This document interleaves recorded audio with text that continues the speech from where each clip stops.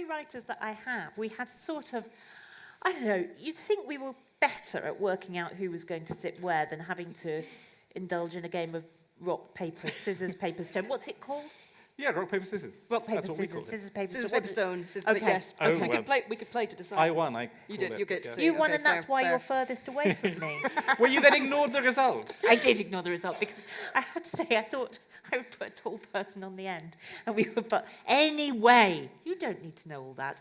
I can hardly, in fact, think we're going to contain within the next hour all of the things that we've been talking about, with me furiously going, don't talk about it now, talk about it on stage, they've paid to come and see you. But a big, big welcome to Oscar Jensen. Now, and herein we get to the problem. I was about to say Stephanie Merritt, because that is in fact your name, but as you discovered when you tried to check into your hotel with that name, it is not your writing It's name, not and the name I'm known they had here. no room for Stephanie No, they Merritt. They could didn't. only find a room for S.J. I Paris. thought I was going to be on a bench overnight. Welcome, S.J. Paris. Thank you. And Lucy Ribchester, who is confusing everyone by wearing a tartan that came from California. I don't know what to tell you. However, before that, as many of you will know and recall, this festival has the most wonderful tradition of showcasing local writers at the beginning of events. The Locals in the Limelight series has been going for some years, and so Mandy MacDonald, would you like to come to the stage and read for us? Hello, everybody. It's wonderful to be invited here. Mandy, tell me, what are you going to read today? What's I'm going to read a little I'm ghost looking forward. story about music. Well, I probably shouldn't tell you any more than that. It's called A Little Night Music. Well, Tony laid her violin on the little table next to her chair, stretched and waggled her fingers to relax the muscles. That's quite something, don't you think? Phew, said Kate, the harpsichordist. We might have to do those fast movements a bit slower, for now at least. But what if we could do it for the autumn concert? La notte, the night. The night's drawing in. Could we get it ready by October? Elena settled her recorder back into its birchwood box, began folding her music stand. Tell you what, if we do, I'll definitely use this recorder, not the flute, and we should use the viola da gamba, not the cello. The four friends called themselves the Quartetto Pietà, after the Ospedale della Pietà, the girls' orphanage in Venice, where Antonio Vivaldi, the 18th century composer, teacher, and priest, wrote his famous Four Seasons and other music for his students to play. His concerto La Notte was a natural choice for the group, but it would be the most difficult work they had ever attempted. It was Tony who had suggested that they try it. Really? The others had chorused. It's notorious. Have you ever tried to play any of it? Only the slow bits, Tony had replied. They're kind of dark and rich like bitter chocolate. But she was lying. She had tried many of the faster passages as well. But she dared not tell her friends because she couldn't explain why. They'd think she was a bit crazy. And maybe she was. But some time ago, she couldn't remember quite when, she had begun to hear an unseen fiddle playing along with her while she practiced. It was distant, a whisper, but all was there. Sometimes it played a harmonizing melody, but increasingly it played the same notes as Tony, until she could hardly tell it apart from her own playing. She found she could play faster, more virtuosic pieces with more dramatic interpretation. This puzzled her. She knew her limits. Her playing, while accurate and sensitive, was not flamboyant. Yet she'd begun to seek out solo pieces that she wouldn't normally play. Her accompanist, Richard, was intrigued. What could have caused this change? Was Antonia, as he always called her, in love, perhaps? If so, he hoped it was with him, He'd been besotted with her from the start. Tony wasn't in love with Richard. She was in love with La Notte, with the growling low notes, the weird swoops and random seeming hiatuses in the introduction, the dark chromatics of its slow movements, the furious allegros with their sudden ear-splitting chords erupting out of a simmering undergrowth of semiquavers. Even with the obsessive hours she was spending at practice, she'd never expected to be able to prance through this music so easily. Sometimes she felt she was losing control of the piece. It was running away under its own momentum, and she had no choice but to be swept along with it. When the quartet rehearsed together, the ensemble playing too seemed unusually precise and confident. In late September, Tony risked a question. "We're doing really well, aren't we? How are you feeling about it?" "It's amazing," said Kate. "I'd never in a million years have thought that we were up to this. I'm still amazed that I'm up to it. Sometimes it's as though the piece is playing itself." Elena chimed in, "It's so weird. I feel I know this piece from a previous life. It's all there. It all makes sense." "Vivaldi must be watching over us," was all Tony could bring herself to say. And though they all laughed at the conceit, they exchanged uneasy glances before springing into the second allegro movement, usually so terrifying. St. Bartholomew's was a neo-Gothic oddity of a church. Enormously high and almost undecorated, it was deep twilight when the quartetto arrived to prepare for their recital. Kate looked up towards the ceiling. She couldn't see it. It was lost in a charcoal grey mist, a shadowy universe above their heads. "This space is huge," she said. Will we be audible?" Tony was dismissive. "Of course. I came to a solo recital here once, and you could hear every note clearly.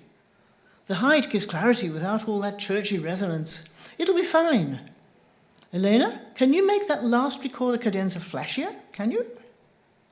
"It's a bit of a risk. But not here. In here, so atmospheric. Let's go for it." La Notte was the closing item of the programme, and it was perfect. It was the best performance of any music they'd ever done. Not a single fluffed note, never a moment when they were not all uncannily in sync, one mind with four bodies. As Elena's final flourish swooped up and down like demented thrush song, and Tony's last note was cut off as though severed by a knife, the church turned completely dark for a long moment. Then applause roared and rattled around the building as wildly as the most frenzied passages of the concerto had done. As it died away, there came a rustling echo of it and a faint cry of "Bravissime ragazze!" The audience, apparently too overwhelmed by what they'd just experienced to stand around chatting, were already moving quietly towards the doors and heard nothing. But those who did turn back for a last wondering glance at the performance space would swear later that they saw the whole quartet fade from view, leaving only empty music stands and an unattended harpsichord, and that they glimpsed a red-headed figure in a cassock and a Venetian carnival mask slipping away through the small doorway behind the altar.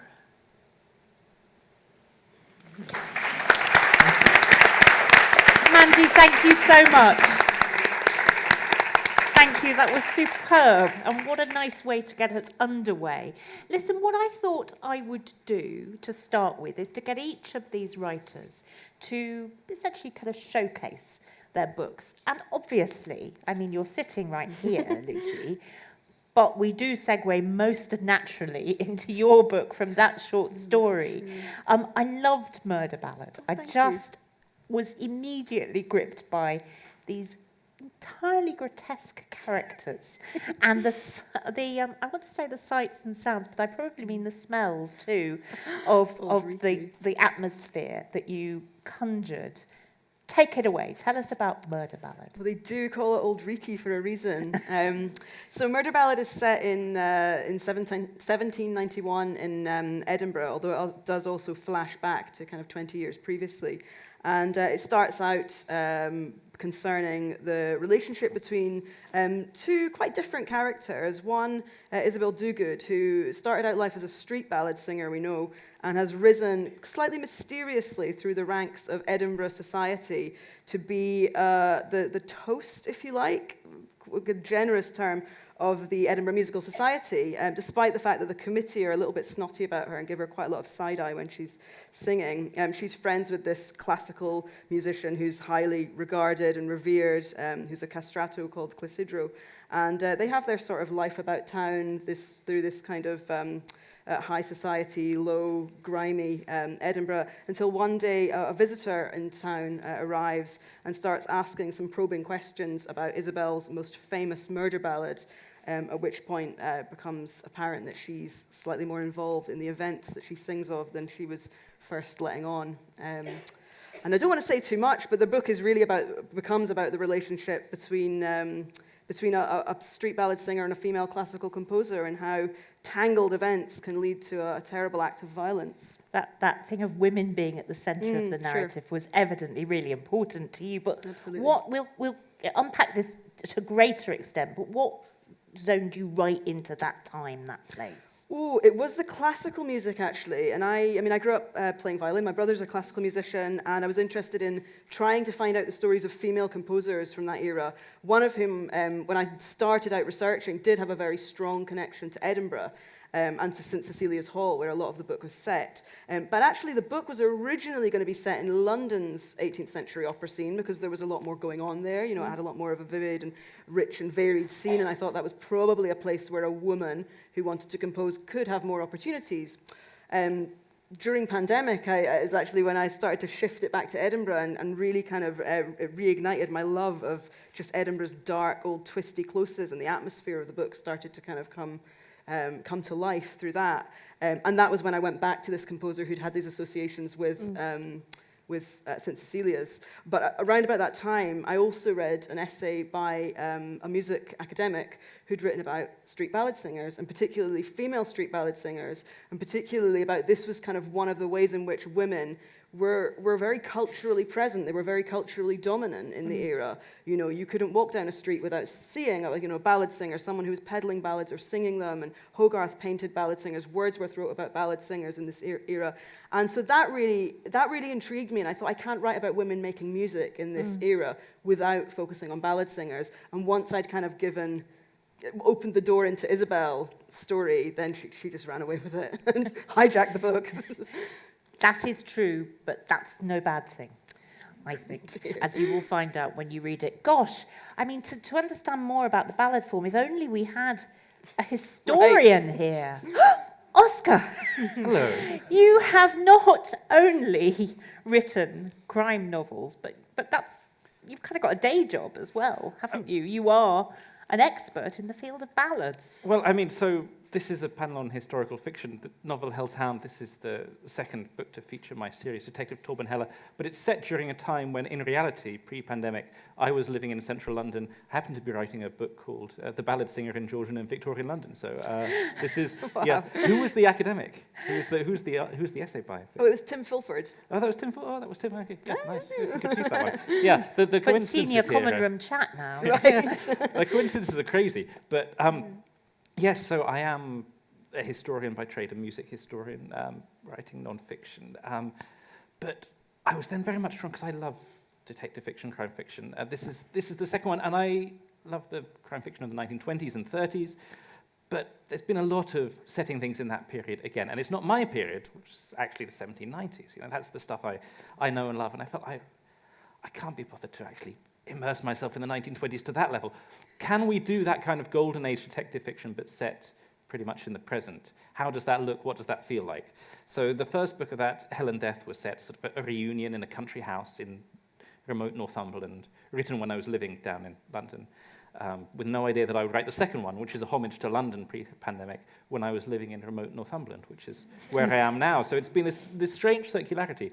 But so this book it's historical in various ways because it's a deep homage to The Hound of the Baskervilles. This is threaded throughout. It's about as far away from that as you can get because it's not dark and you know, yeah, the Windy Moor is a different reference, but it's not Exmoor.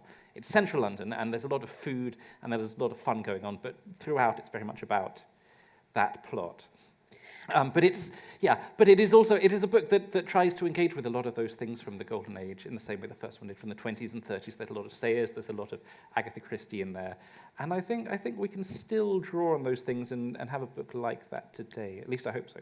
Well, one of the things that you have is that single-minded detective who's slightly apart from his peers. He has very good friends. We saw that in the first book, and now too some of those friends come and rally around him. They're very much, it's an ensemble piece in that sense, but it is like that brilliant mind of Sherlock Holmes or Hercule Poirot or Miss Marple, isn't it? But that's a very dangerous thing to try and do now, because I think we would look at that sort of classic, the Holmes figure, whatever, the sort of the great man, that idea, the person who then sets everything to rights, the sort of Superman who comes in and solves it at the end. I feel that's not where we are as a society. Okay, some parts of the world, maybe that is exactly where we are as a society, and that is a major problem at the moment. I do not want to be having that kind of cliche in there. So I have this brilliant, tortured young man, and he gets things wrong, and he's very silly, and it's the women in his life who actually put him right a lot of the time, and this feels very natural. And certainly writing them, if ever I let him get a bit too suave and sophisticated, then my wife reading them will say, no, I don't like him as much anymore. He needs to fall over here, or just go astray again. A few rough edges, and he certainly has some romantic rough edges, we might say. But this is a spoiler-free zone. This entire festival, in fact. Thank you so much, Oscar. Now, for a start, let's tear down the fourth wall for 1 minute. I am going to have to refer to you as Steph throughout. Fine. S.J. Paris, because Steph and I, whereas you might say we've shared a lot of past, and sometimes that might mean a very kind of ill-advised boyfriend, but actually in our case it means we once both had the same boss at different times, Yes, and that has we did. bonded Oh us my goodness, yeah. in reverent memory and no little trauma forever, I think, hasn't I think it? so, yeah. We bonded. So, in other words, you spent a long time being a journalist before you decided to write novels. You wrote novels, indeed you wrote non-fiction too, and then you became S.J. Paris and embarked on this extraordinary series rooted in real historical fact and a real person. Tell us about where you're at with the series. Oh, well, so Alchemy is number 7 in this series that I've been writing about Giordano Bruno, who is a character who I have been fascinated by since I was a student, which is longer ago than every time I say that, I think it gets further and further away. But I was fascinated by him. I came across him when I was studying Renaissance literature, because he's a real person. He was an Italian philosopher and a heretic as well. And he spent some time in London in the 1580s, where he was in the circle, sort of on the fringes of the circle of writers around Queen Elizabeth's court. So I'd heard of him. And the more I discovered about his life story, the more I became kind of fascinated with this extraordinary man who seemed to be so far ahead of his time. And I always thought he would make a great subject for fiction. And then when I came across this theory that he had, while he was living in London, that he had worked as a spy for Elizabeth's government, that was really the beginning of this series. So there have been 7 books, and this was one that I was really looking forward to. So at this point, he's left London, and I couldn't wait to get to this one, because it's all set in Prague in 1588, and Prague was the most extraordinary place in Renaissance Europe. It was a very diverse and really quite tolerant city for a lot of, for the Europe of the time. And that was largely down to the Holy Roman Emperor Rudolph II, who had his seat at Prague, who was a really extraordinary character. He's had what I think we would probably call manic depression, but he was a man of great obsessions, and although he was technically the Catholic ruler of the sort of eastern half of Christendom, he was obsessed with alchemy, with astrology, with sort of proto-scientific experiments.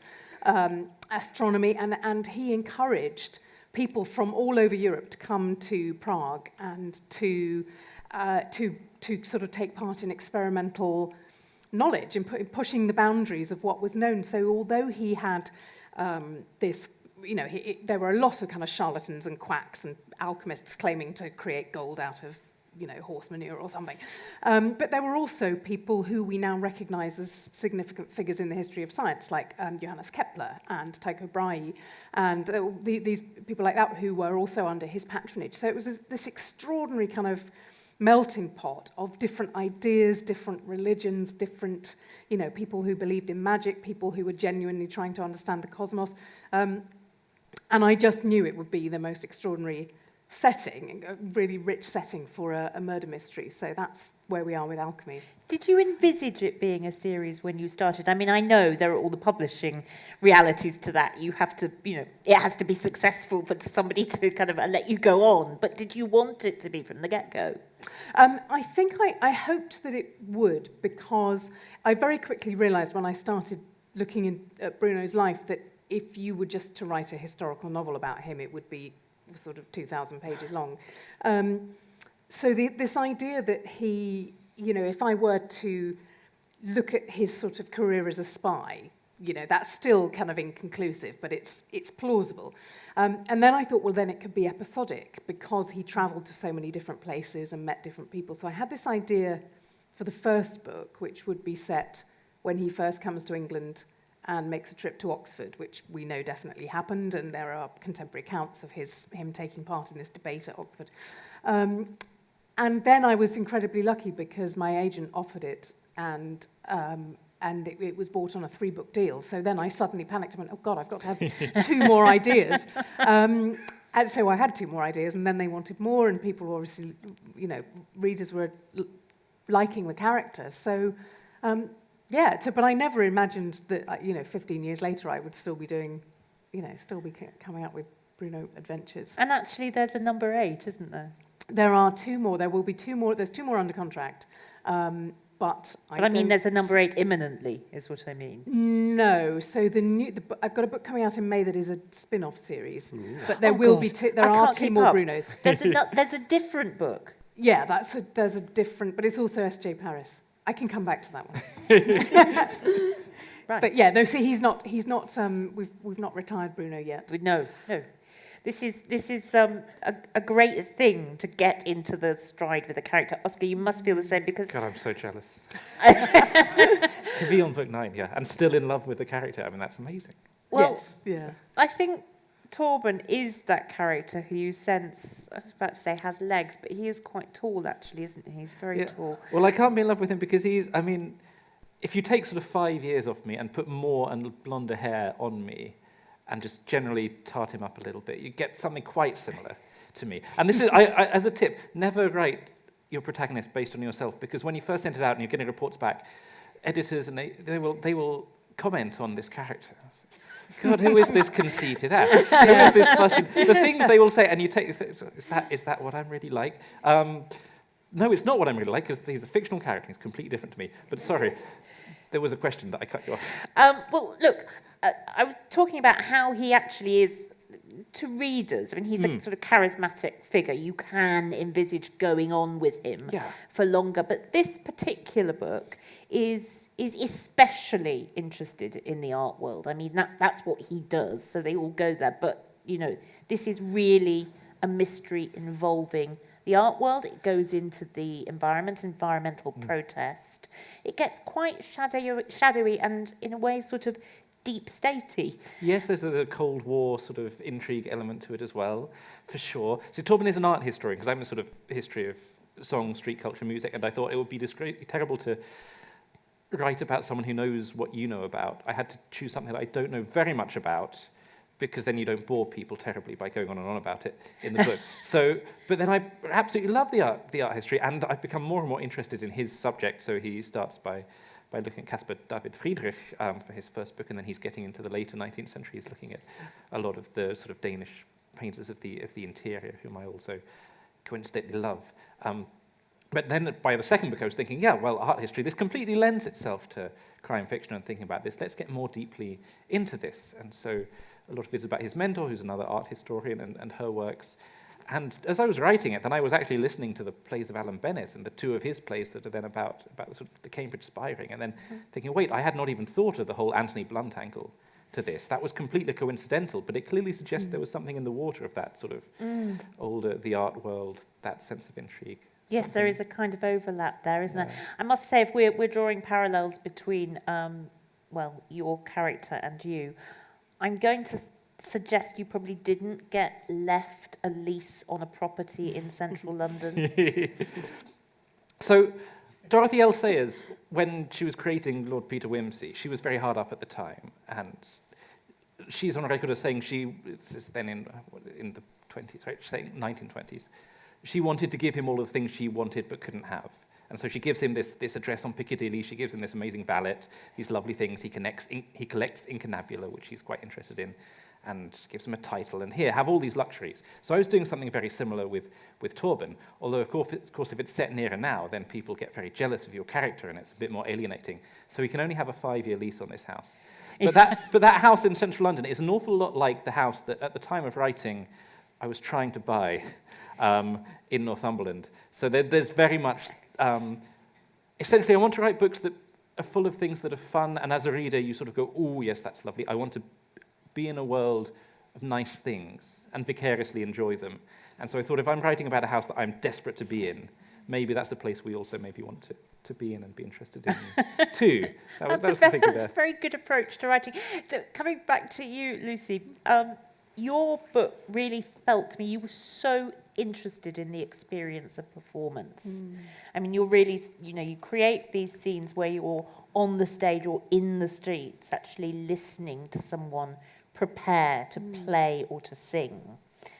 Was that also a sort of way of doing something that you wanted to do yourself? I mean, maybe. I did take singing lessons as a teenager, and I was absolutely terrible. So in that respect, then me and Isabel have definitely got something in common. I mean, I guess I'd say that, I don't mean that sort of, it sounds really flippant, but I don't mean it sort of, I wish I'd been a writer, a musician, so I'm going to write one.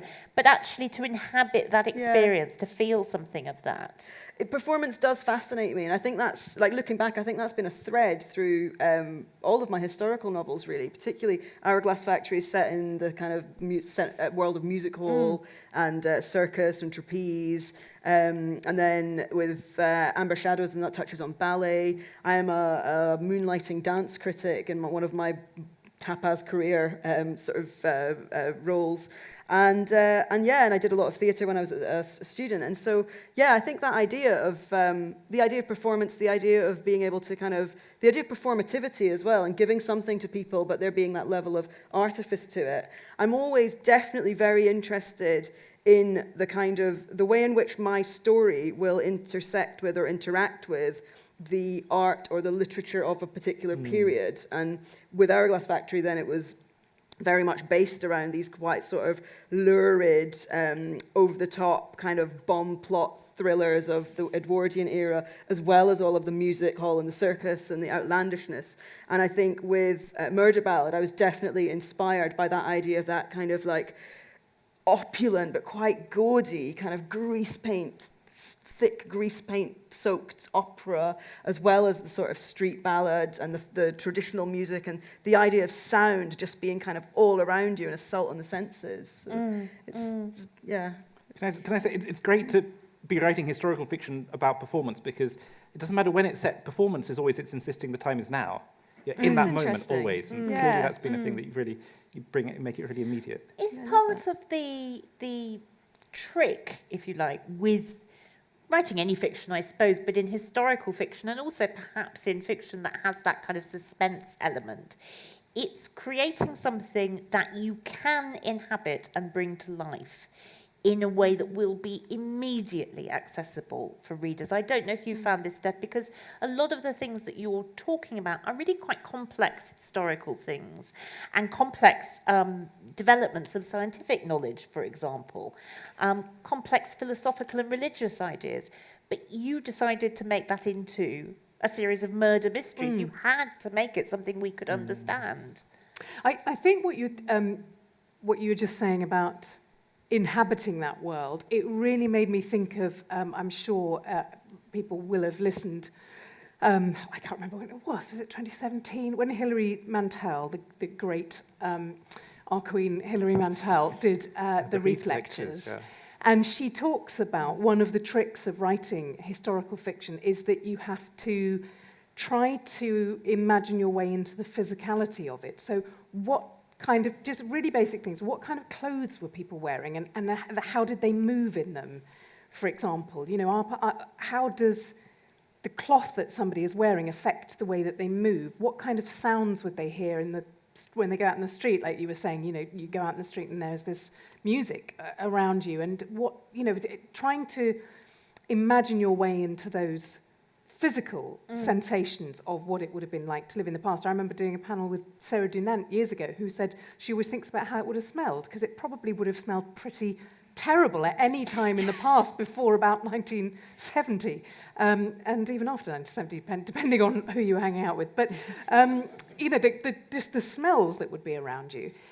So there's that level of trying to create that. And then for me, in terms of creating this world, what you're saying about the ideas, I think the biggest difference for me that I always sort of have to start with is in the 1580s, you're entering into a world in which the idea of eternity, heaven and hell, God, this is a reality for pretty much everybody. It was very rare for even somebody as a sort of iconoclastic as Bruno to be a full-on atheist. Very, you know, people believed in God, they believed in an afterlife, and that's why the religious wars of the 16th century, those religious divisions, were about so much more than sort of tribal loyalty. They were about people genuinely worrying about what was going to happen to their immortal soul after they died.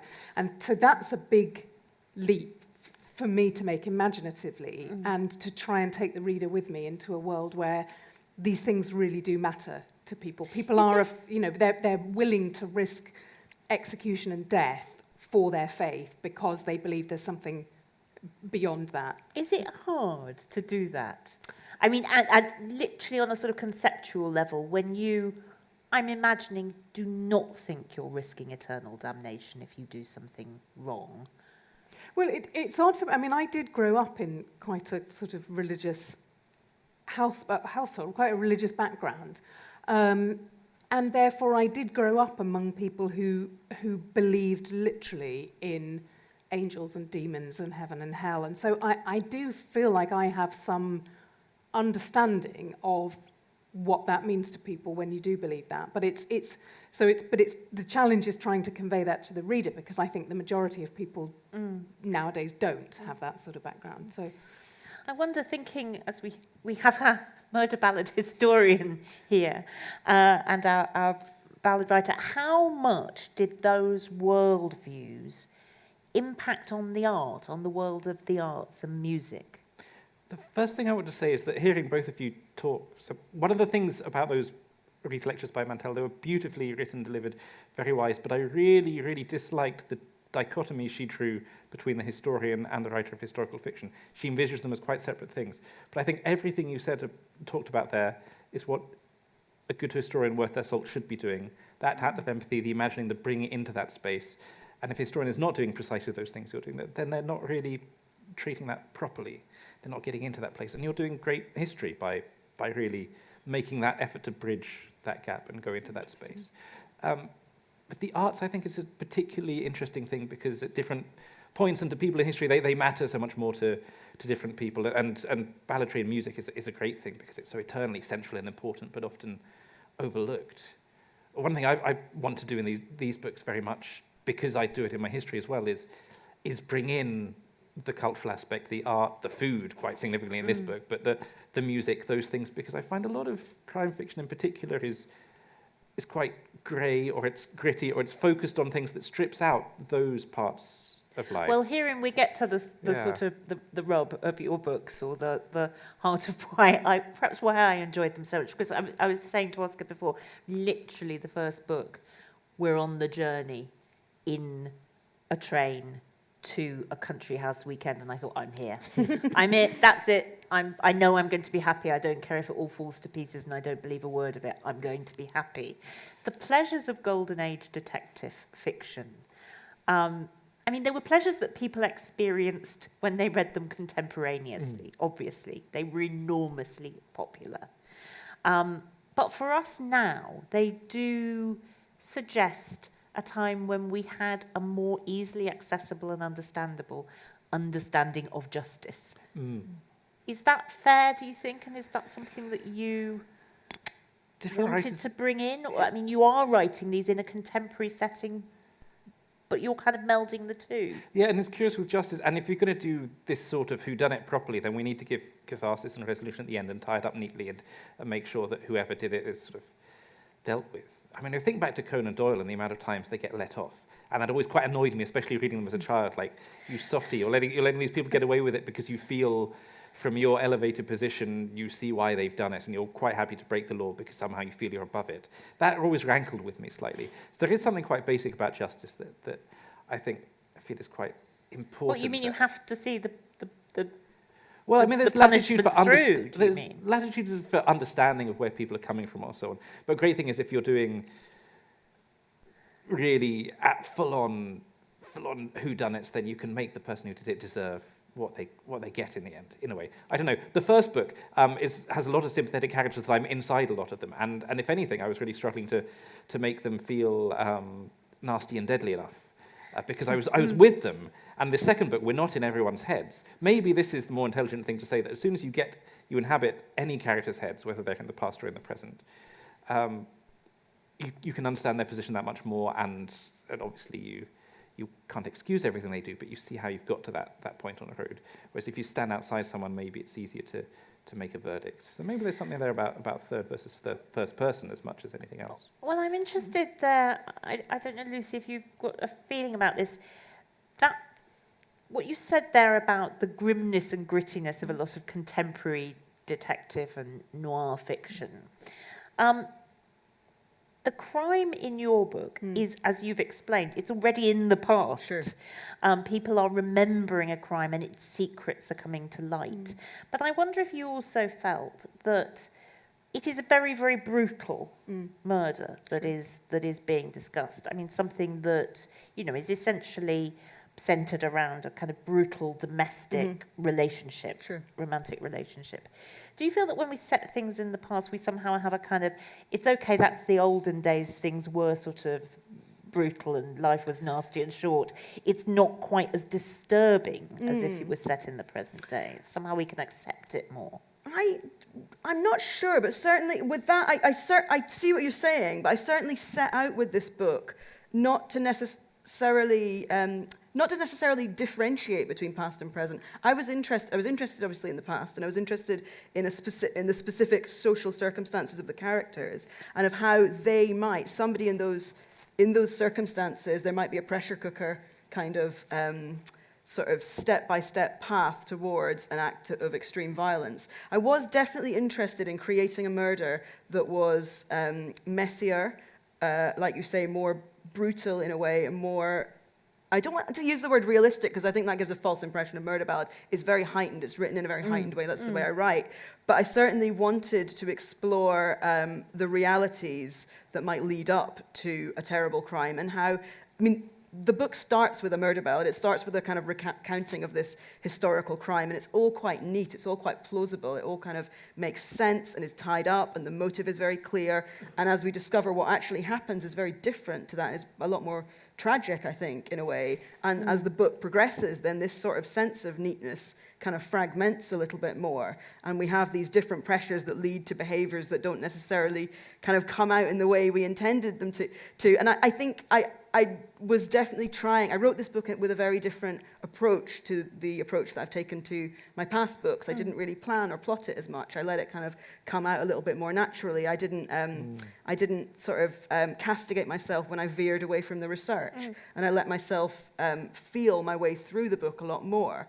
And I think, like I think I was definitely trying to steer clear of a kind of neatly wrapped up crime. And maybe that is because, like you say, we think of things in the past as being more brutal, more easy to kind of look at. I also kind of wanted it to be difficult to look at. I wanted it to feel immediate, and to feel that the horror, I suppose, of crime, and not just the puzzle of it. And now that we've been talking about Hilary Mantel all of a sudden, and of course the thing that she did so incredibly well, and perhaps it will never be bettered, was to create an impression of people who were not just like that, us, in the sense that they lived in entirely different times, but nor were they olden day people.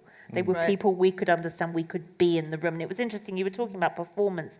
I remember she also said that her experience of writing those novels, her Tudor novels, had been immensely changed by the stage adaptations and by her involvement. The fact of sitting there watching how bodies moved in spaces and how they planned how that would work changed her writing practice.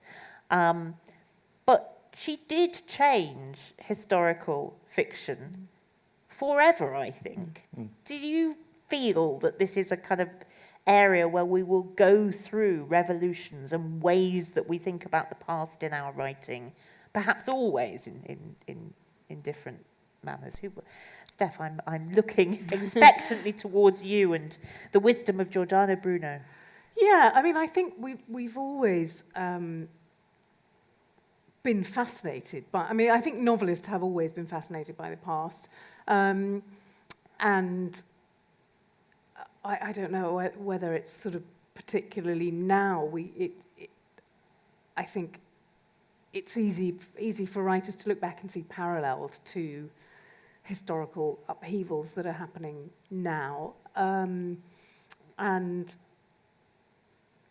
I suppose that's a historical novelist's job, is that we, to make sure that we don't sort of seal off the past and say, well, that could never happen because those people thought differently from us. And I think that, I think what she did was extraordinary. I think she gave historical novel, obviously there have been brilliant historical writers before and since, but something about those books was so immersive that, that, and that's what I'm not sure historical crime can do that in quite the same way, because already I'm very conscious when I'm writing that I am working with a genre that is by its very nature anachronistic.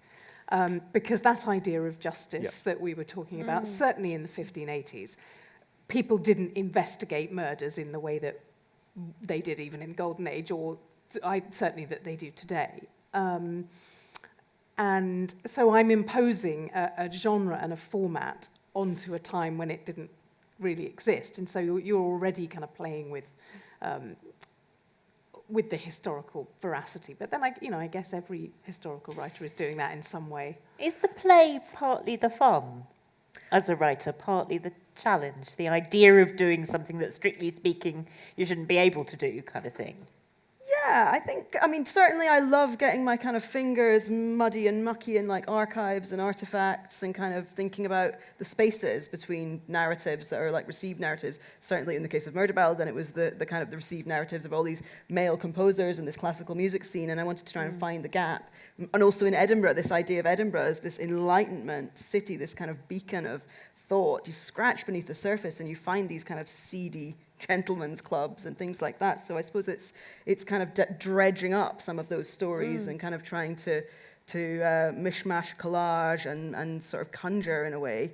But I think just going back to what Steph was saying about historical fiction, particularly about like Hilary Mantel, I think one of the things that she did so well was, like you said earlier, is create that sense of the immediacy of the body, of the texture, of the and sometimes of the violence as well, of how things feel. And it's interesting looking back. I was just thinking just there about when did historical fiction begin? But of course, Shakespeare's writing historical fiction, you know, and there, when you look at plays like Macbeth, or do I have to turn around 3 times and spit? Now I've said it. And King Lear and Romeo and Juliet, you do have this sense of the social conditions affecting the events, the social, the particular kind of social dynamics that were specific to that time period, which I think is historical fiction is very important in historical fiction, but also that kind of humanity, you know, ambition. Everyone can relate to that. Jealousy, vengeance, love, first passion. So it's about finding the humanity. You know, Robert Louis Stevenson again wrote beautiful historical fiction, and again it's about finding that adventure. You know, everybody can kind of relate to that sense of sort of wonder, of discovery. And so it's just about finding, it's the human connection, whatever alchemy that is, you know. Yes, yeah. The historian's point of view, I mean, I was really interested, the distinction you made there, Oscar, or rather your pushing back to Hilary Mantel's distinction between the historian and the writer of historical fiction. Yeah, she also gendered the historian as male when she was doing those things. So it was quite interesting in the way that her rhetoric around that was intriguing. I didn't like the sound of that historian she was talking about, and I wondered if there was someone specific she had in mind, and had quite a bruising experience, actually. And I'd like to feel things have changed a lot. I couldn't agree more about the play and the fun and the humanity, and I think where academic history is at the moment is seeking for that an awful lot. For these questions, I've got about 10 hours worth of stuff to say that I will not, I promise. I exorcised a lot of my thinkings about it in an article for The Historian a while back. Because I think there are a lot of people writing quite anti-historical novels at the moment, where they're sort of trying to wage war on a version they have of the past in their heads by having protagonists with very contemporary feeling attitudes or sets of things and plonking them in a space where they're embattled with a society, which feels in some way quite an easy thing to do. And maybe it's more interesting and difficult precisely to make the kind of imaginative leaps you've been talking about into getting into a mindset that feels very alien to oneself. I think that's a very interesting thing to do. But I also couldn't agree more about the part about Mantel changing her thinking once she'd been involved in working on the stage plays.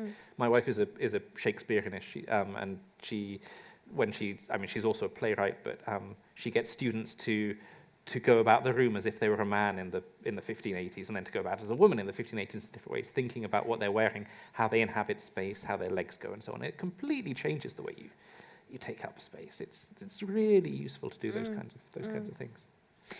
Listen, I want to ask you, before we take some questions from the audience, are you, as writers, do you think, likely to be promiscuous or to continue your promiscuity? Yeah. Sorry. Because the stories I could tell. Sorry. we've already realised you're cheating on Giordano to write a standalone book. But you can go where you will. Yeah. You have done. Now, in this genre that you're, and I'm going to use the word pastiche, but not critically. You are. I'll take that. You are sort of. You are using the technique of pastiche in some ways, I think, to write these novels. As I said, drawing on the golden age of fiction. But you can go anywhere with that. Do you feel not hemmed into your period, but as if you can play the field, as it were? Well, you piped up immediately, Steph. You've clearly got much to say on this topic. Oh, yeah, I mean, in terms of, there's so many historical periods that interest me, and I have, in the last few years, I've also done a couple of contemporary novels and that was really because of, I was thinking it was interesting what you were saying there about wanting to put contemporary characters into, there were things I found I wanted to write, particularly about women's experience, that there just wasn't room for, the kind of things that my friends and I were discussing as we got into our 40s about being a woman, about motherhood and that kind of thing, that there just isn't room for in these particular historical novels. So I do have the new series that I'm doing is a spin-off. I've been calling it the Lewis of the Bruno series, because it's one of the recurring female characters who is, she's going to be the main protagonist. She's also working as a spy, and it's sort of set 10 years later around the Shakespearean theatre. So, because that's a period that's always interested me, but because I was quite strictly following Bruno's journey, he's no longer in London in the 1590s when the theatre is kind of at its but you want peak, to be. And I wanted to write about that, so I've taken this other character. So yeah, it's you know, that is the lovely thing about historical fiction. You can just sort of pick up what interests you, and I think that's the really key thing, is, you know, find a period that you love, or a particular aspect of history that you love. What about you, Lucy? You've been all over the place I too, know, and I'm haven't you? still going all over the place. I actually really did intend, because with the research for Murder Ballads, then one of the books that I came across was a book of John Kay. I was going to say John Gray. John Kay, just had a moment. His drawings, and he did these 18th century caricatures of Edinburgh figures, and they're absolutely fascinating. I mean, there's a million 18th century Edinburgh novels with grotesque characters that one could write, and I would like to write them all one day. But I was set in that era, and I had a very particular story I wanted to tell. And then one day, I think I was in the shower, just this kind of idea came to me about. Again, I'm drawn to the art of a period before I get drawn to the sort of historical facts, I suppose, of a period. And medieval era lured me in with a myth, an old Scottish myth, and I couldn't shake it. And so I'm in blooming medieval Perth now. And digging it.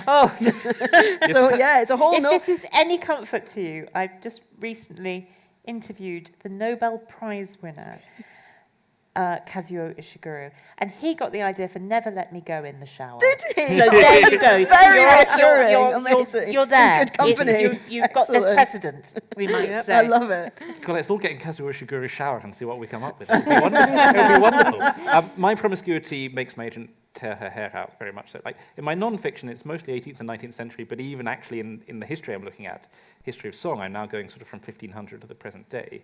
I've written children's fiction set in the 10th century conversion of Denmark, and the sensible thing to do would be to write 18th and 19th century set historical crime fiction, which may be on the cards, but above all, I want to stay in this world of the last few years, doing that mashup with the crime fiction of about a century ago, and just continue to have a lot of fun within it. But it might be a world in which the pandemic doesn't happen. Yes. Just yes, to allow that's- that to continue to be. So it'll be a slight alternate history, I suppose, at that point. Yes, quite. Yeah. So where is Torben going next, if you can? Well, if I get my way, he's off to Venice next, because that Nobody will ever say, no, you can't go to Venice. Exactly. Surely. I'm writing one set in Venice at the Isn't moment. it fun? You guys, I've got Perth. Yeah, well, you go with Perth. You Now, fool. I can't help but say, Lucy, that's on your own self you've done Yes, that. yes. I mean, We'll raise a spritz to you together. Yeah, your Others research with their trips and will be things, less. yeah. Grubbing round Come the on, couple guys. bits of pottery. Listen, let's have some questions from the audience. If we could bring the house lights up a little bit so I can see them. And note that with delight, but no surprise that you're all still there. We've got a microphone. Who would like to start us off with a question for one or two or all of these writers about, I think I can fairly say, anything. You'll answer anything. Anything. I say this in the full knowledge that it is just awful being the first questioner, particularly at the beginning of a festival. And I'm not going to force you. We've stunned them into silence, guys. Right. You could. We could pick someone at random. If you, What, make you ask a question? yeah. I'm going to use the last few minutes of time that I have, because actually I hadn't left you very much time for questions anyway. I'm going to ask you what you're reading at the minute and enjoying, and if you could recommend something from this general, you know, we're in a crime festival. Well, I just finished reading Oscar's book, which I can heartily recommend. And I love Steph's series. I love the character of Giordano Bruno, and I haven't read Alchemy yet, but have read the past ones and loved them. But I also just started reading Mother Naked. Now, this is a book that was published by a very small press, and I found a copy of it in, I think I was down in London for it. It was in the Wellcome Centre Library, and the cover jumped out at me because it's lurid bright green, and I picked it off the shelf, and it's set in 15th century Durham. It's about a travelling kind of minstrel who's ostensibly quite bad at his job on the surface. He kind of starts the book by apologising for how terrible he is, and then goes on to recount this story about a kind of dark myth that took place in that era. And I haven't finished it. I'm into it. It's absolutely brilliantly written. It's just been longlisted for the Walter Scott Prize. And the thing that caught my eye was that it was Glenn James Brown that wrote it. He said that he had the idea when he was grubbing about in Durham's, I think it was like the Guild Ledgers or something, and found this reference to this modern naked who was the lowest paid person in the ledgers in 200 years, and he wondered why, like what was so bad about him, this performer. And I thought that was an incredible like springboard for a book, and yeah, really, really enjoying it. Thank you. That was beautifully done. And yeah, I mean, it seems superfluous to recommend the books of the other people on the panel, but I think we should all be reading each other's, and everyone else should be reading all of these books very much. I just started, because I'm doing an event with him next week. Howard Linsky has a new series set in Shakespearean England with Will Shakespeare going rogue as a spy in the employ, potentially as Elizabeth, or is he? So you watch out. You're blazing a trail. But I haven't read enough of that yet to recommend it or not. What I will say to throw out there is just about recently published 2 writers, including my friend Kate Griffin, they're under the name Leela Kane, The Blackbirds of St. Giles. Above all, Lucy needs to read this, set 1770s, 1780s. It is sort of a thriller. There's if you talk about injustice, it is one to make your blood boil. But it's the central character is a slave manumitted by fighting for the British in the American War of Independence, comes to London, has been essentially left in inheritance by his old major, the family not very happy about it, things go very badly wrong, and then we've got a wonderful streets of London sort of fight back, and it's sort of like, it has the spirit of Bernard Cornwell and Alexandre Dumas sort of going at it. It's very silly. As a historian, there are many things in it we'll just sort of slightly brush over on the plausibility, but it's so much fun. But that's so enjoyable. So enjoyable. Isn't it? The Blackbirds of St. What I Giles. mean, it's so enjoyable shouting at the telly when there's something that I mean, I literally watch. Forgive me my guilty pleasure of Father Brown. I can't help it, but I literally watch it screaming, they wouldn't have said I'm there for you. Yeah.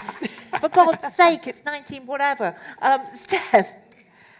Well, I have been revisiting, because, as I mentioned, I'm just writing a Bruno novella at the moment, because I've got this new series starting, so I wanted to get a quick Bruno in before I go on to the next one of those.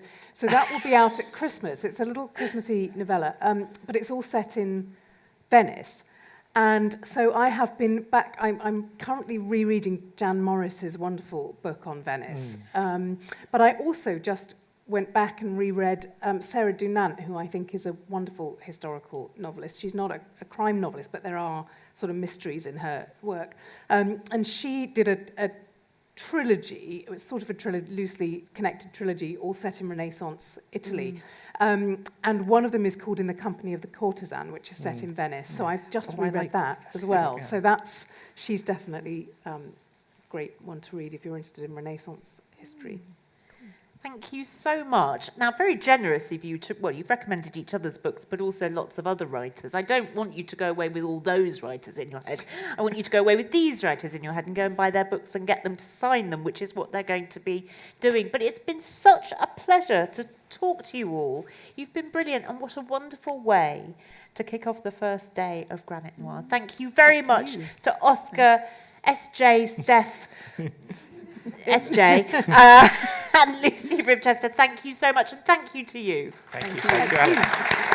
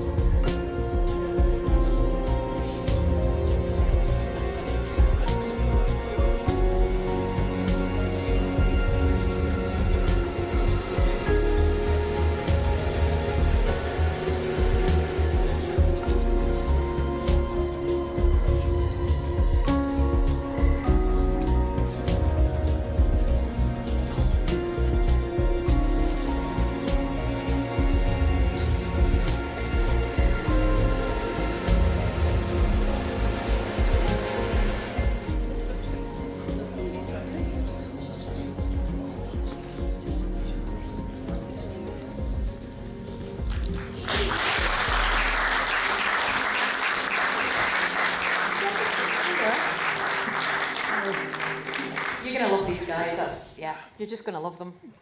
I'm calling them my authors now because they're just fabulous. Good evening, good afternoon even, very warm welcome on behalf of Aberdeen Performing Arts and their partners. I'm delighted to welcome you to Granite Noir 2025. It is the best place to be on a very cold afternoon. For those of you who've been before, and perhaps for those of you who haven't, this festival, of course, is inspired by the incredible global popularity of crime fiction, celebrating the impressive contribution that Scottish writers make and our love with Scandic Noir, and of course our lovely colleagues from across the border who we welcome very much. And what better place to celebrate than Aberdeen? And our authors have had a quick tour round the city this morning, quick look. So if you get any tips for them later today or tomorrow, I'm sure they'd welcome that. I'm Fiona Stalker. I am a radio and TV journalist at BBC Scotland. I spent many years in newsrooms here covering some fairly gruesome crime stories, but I have spent some absolutely joyful times here at Granite Noir, and it is a fantastic festival. It's just such a delight to be involved in, and I think Carol and Joe have already realised that it's a brilliant atmosphere. First of all, I think you know that Kim Sherwood is unfortunately unwell. She sent her apologies, and I know Granite Noir are already working to get her here for next year. So what's going to happen is we're going to have one of our local authors do a reading, and then I'm going to introduce you to our authors who are going to do a wee reading and just give you a wee flavour of their books, both of which I read. It took me 2 days to do each one, and they're fantastic. The covers are fabulous as well. I know that's really shallow, but that is important. And then it's over to you, which I think is one of the funnest and the best bits. You ask anything you want. Be curious, be bold. We have talked about a very eclectic array of subjects. There's nothing, I'm sure, that's out of bounds. And then they'll be available for book signings afterwards, and then we will unleash you into the cold weather, or you can hang around and see other events, and I'm sure a lot of you will. So, lots to look forward to over the next hour or so, but first of all, I'd like you to welcome Norma Beaton, who is our local writer who's been selected to read a short story before our events. Norma, do you want to take the microphone?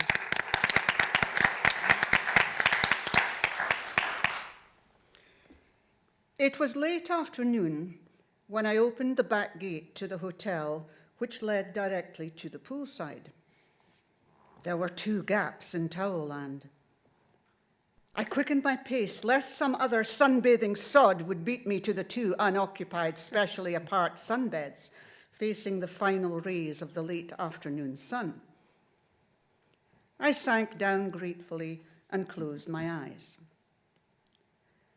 I don't know how long passed, but suddenly there was a screaming in my ear. "That's my sunbed!" I opened my eyes and sat up. Mrs. Sunbed Stealer was standing directly in front of me, blocking my sun. Her husband stood meekly behind her. "There was no towel on it," I said. "I don't care if there was no towel on it. This is my sunbed. I always sit on this one. I've sat on it all week." "Well, you'll have to go and sit on some other one," I said. She turned to her husband. "Are you going to let him speak to me like that?" Her husband said nothing.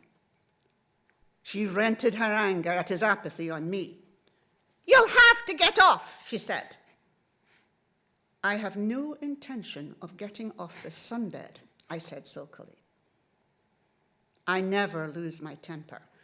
You can't afford to in my job." "This is my sunbed," I added.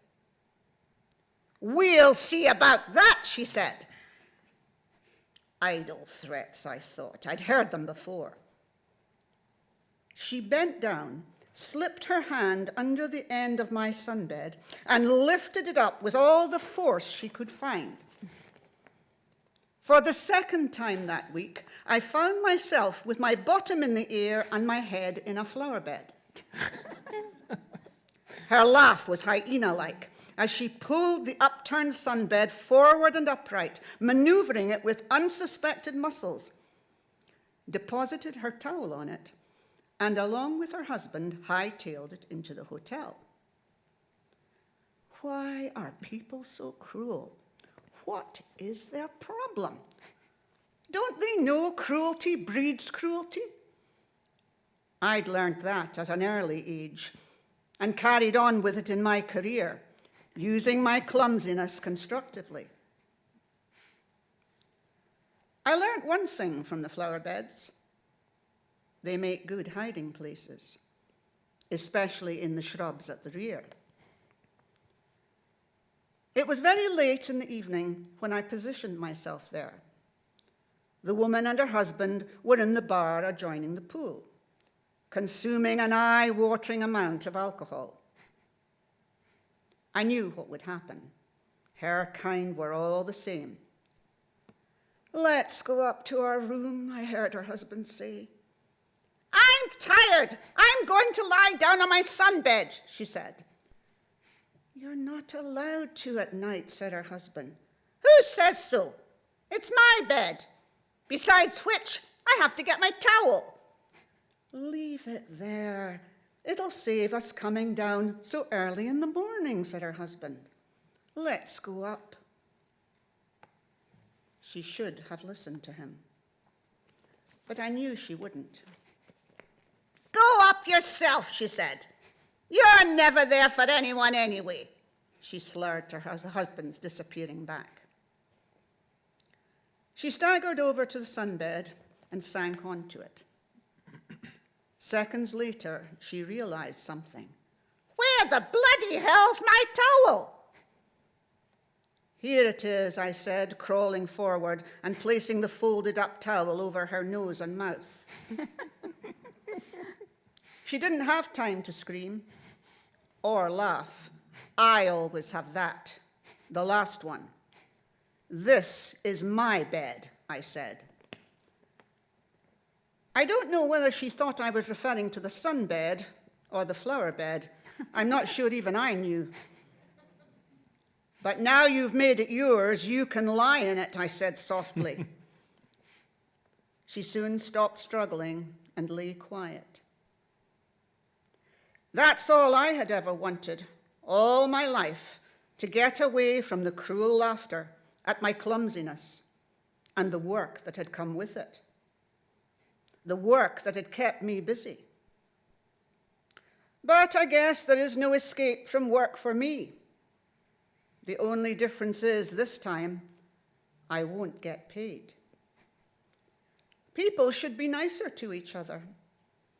After all, you never know who you're speaking to. That woman might have changed her attitude if she'd known even hitmen have holidays.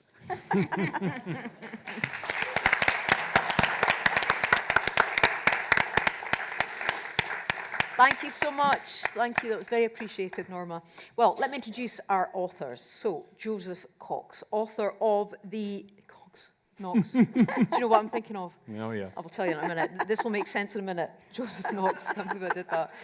That was quite Freudian. But we'll explain. Believe me, I've heard worse.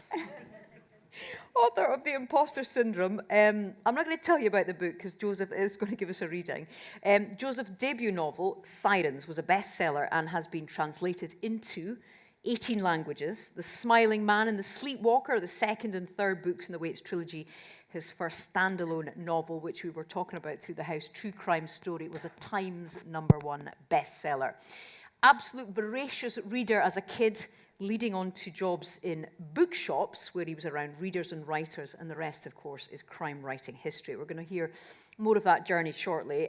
Fierce, funny, and flint sharp is how his writing has been described recently. Carol Haley, author of Scenes from a Tragedy, also a beautiful book cover, in which Carol delves into the dynamics of a seemingly ordinary family, uncovering a far darker story. And oh my goodness, it's dark. Carol believes that she spent way too many years as a lawyer wishing she were a writer. She eventually stopped wishing and complaining and did something about it, banishing law to her past. In her present, she lives on an isolated farm in West Wales, surrounded by hills, topped by Neolithic stone circles and Iron Age forts. Her debut novel, The Silence Project, was a BBC Radio 2 book club pick, Waterstone's Welsh Book of the Month, and shortlisted for the Royal Society of Literature Christopher Bland Prize. We're going to be hearing more about Carol's journey shortly. Ladies and gentlemen, please welcome our authors. Joseph, do you want to go first? Give us a reading. Sure thing. Although I'm not sure I can follow that. It's fantastic, wasn't it? Very good. Wonderful. So I'm just going to read from the very start of Imposter Syndrome. This is a book about a con artist who has kind of lost his confidence, which is a terrible thing for a con artist, and he's arriving in London completely broke, essentially, is the way it begins. And there is a quote at the beginning as well, which I should read as well. We are what we pretend to be, so we must be careful about what we pretend to be. Kurt Vonnegut, Mother Night. Very good. Chapter 1, here's where it takes a downward slide. When you're living a lie, you find it's best to avoid close attachments entirely. Other people might see you for what you really are, and that might mean anything, from a beating to a jail sentence to never being seen again. Walk into someone's life with the right energy, a convincing enough smile, and you might leave with something. But if you want to get away with it, you'll be on your own. In the end, you're supposed to be. If you steal from people, you spend your whole life watching them, looking for patterns and missteps. You can get so hung up on their failures that you don't even notice yours. I think that's what I like about it. That's why Claire had to go. She saw things she shouldn't have, and things in me I didn't see in myself. Claire thought there was hope for everyone. She thought I could still change. I buy a drab second-hand suit on my way to the station, trying to look like somebody I'm not. At Gare du Nord, I stand in line and pay in cash. Then I clear security and catch the first train off the continent. I never got around to packing that bag, and I spent the last of my euros on the ticket. After the way things had completely unraveled with Claire, it seemed only right to leave empty-handed. When I start to see the smoke rolling through London, it feels more like a mistake. I'm blowing Paris with a cheap, mismatching suit, a dead iPhone and my pride. Climbing off the train at St. Pancras, it doesn't feel like enough. I grab an apple from the food court and slide a Coke into my pocket from the fridge in Starbucks. There's an unattended phone charger I've got my eye on, but then I'm hovering over a handbag left out on the same table, and I have to walk myself to the door. I need to slow everything down somehow, even if I'm not quite ready to stop. I need somewhere safe I can close my eyes and unclench for a few seconds. So I take an escalator underground, pick my moment, and hurdle the barrier. I walk through a long, winding tunnel, then take the first train I see, ride it for a while, and change. I change again and again and again until it feels right. And at some point, I must finally let my guard down and nod off, because when the train jolts, I snap back with the sensation that I'm being watched. I hold my eyes shut for a few seconds, giving no outward hint that I'm awake. Then I open them wide, taking everything in. It's just disinterested travelers and warning signs. Looking up and down the carriage, I can see I'm the only person on here without any luggage, and that even though the train's full, the seats on either side of me are both empty. I see I'm sending out all the wrong signals and try to smarten myself up. When the train terminates a minute later, we come to an abrupt stop. The lights flicker, then fade out. I don't move for a few seconds, listening to the hum of the engine powering down. The doors slide open and the other passengers grab their stuff, groping their way out of the dark carriage. I start to follow them, but then the light comes back and I'm surprised by my reflection in the window. No cash, no case, no travelling companion. I'm the only person here who's going nowhere. Carol? Do you want to go? Yes. Right. My book's not actually out for a couple of weeks, which is why I don't have a hard copy here. But so there's two ways of describing my book. The official way is that it's a book within a book. It's supposed to be an investigation by a journalist into a plane crash that happened in 2020. The plane was a passenger plane with nobody on board apart from two pilots. And as she investigates it, she finds and uncovers a far darker story than she was expecting. The short version is it's about a non-violent female psychopath and the devastation that she wreaks on her brother, his wife, and their life. And I'm going to read you a little bit from near the beginning, which is character of Izzy. She's a young girl, and she's about to meet her baby brother for the first time. My nan was sharp-tongued, but funny with it. Years before I was born, my grandfather died when some scaffolding collapsed as he was coming out of the building where he worked.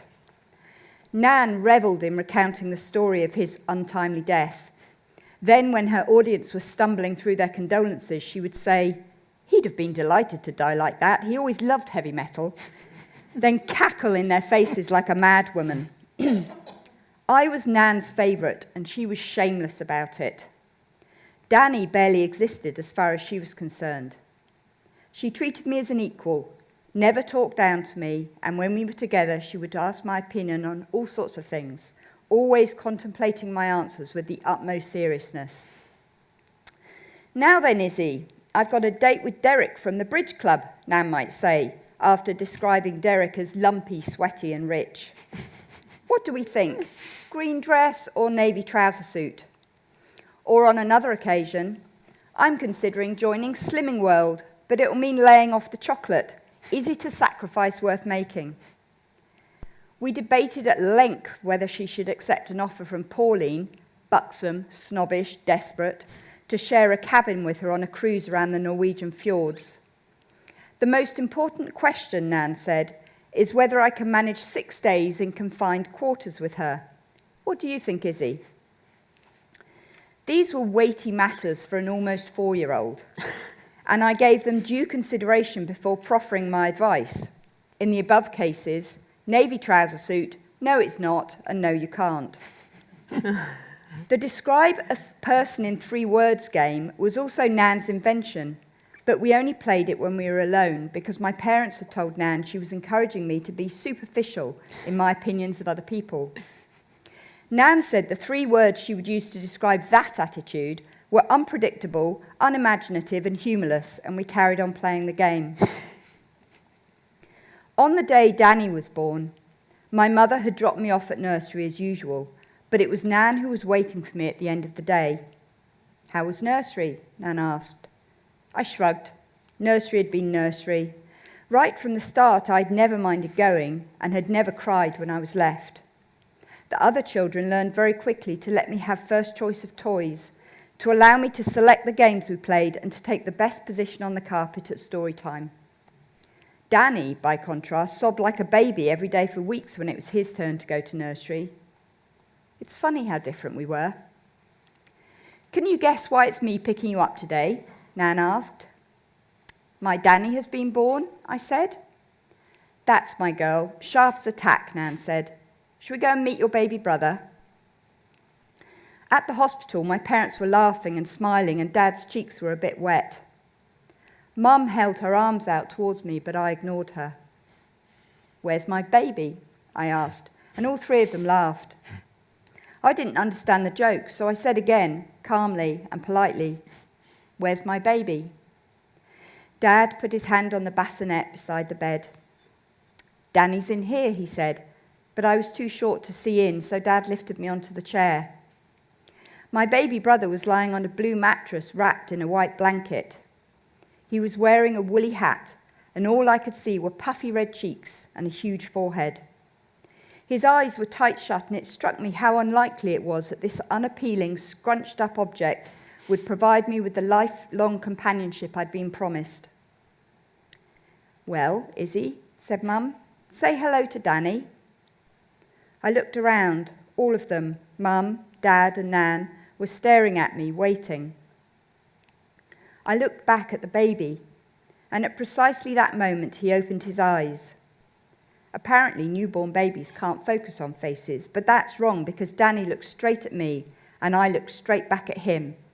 Tiny, vulnerable, mine.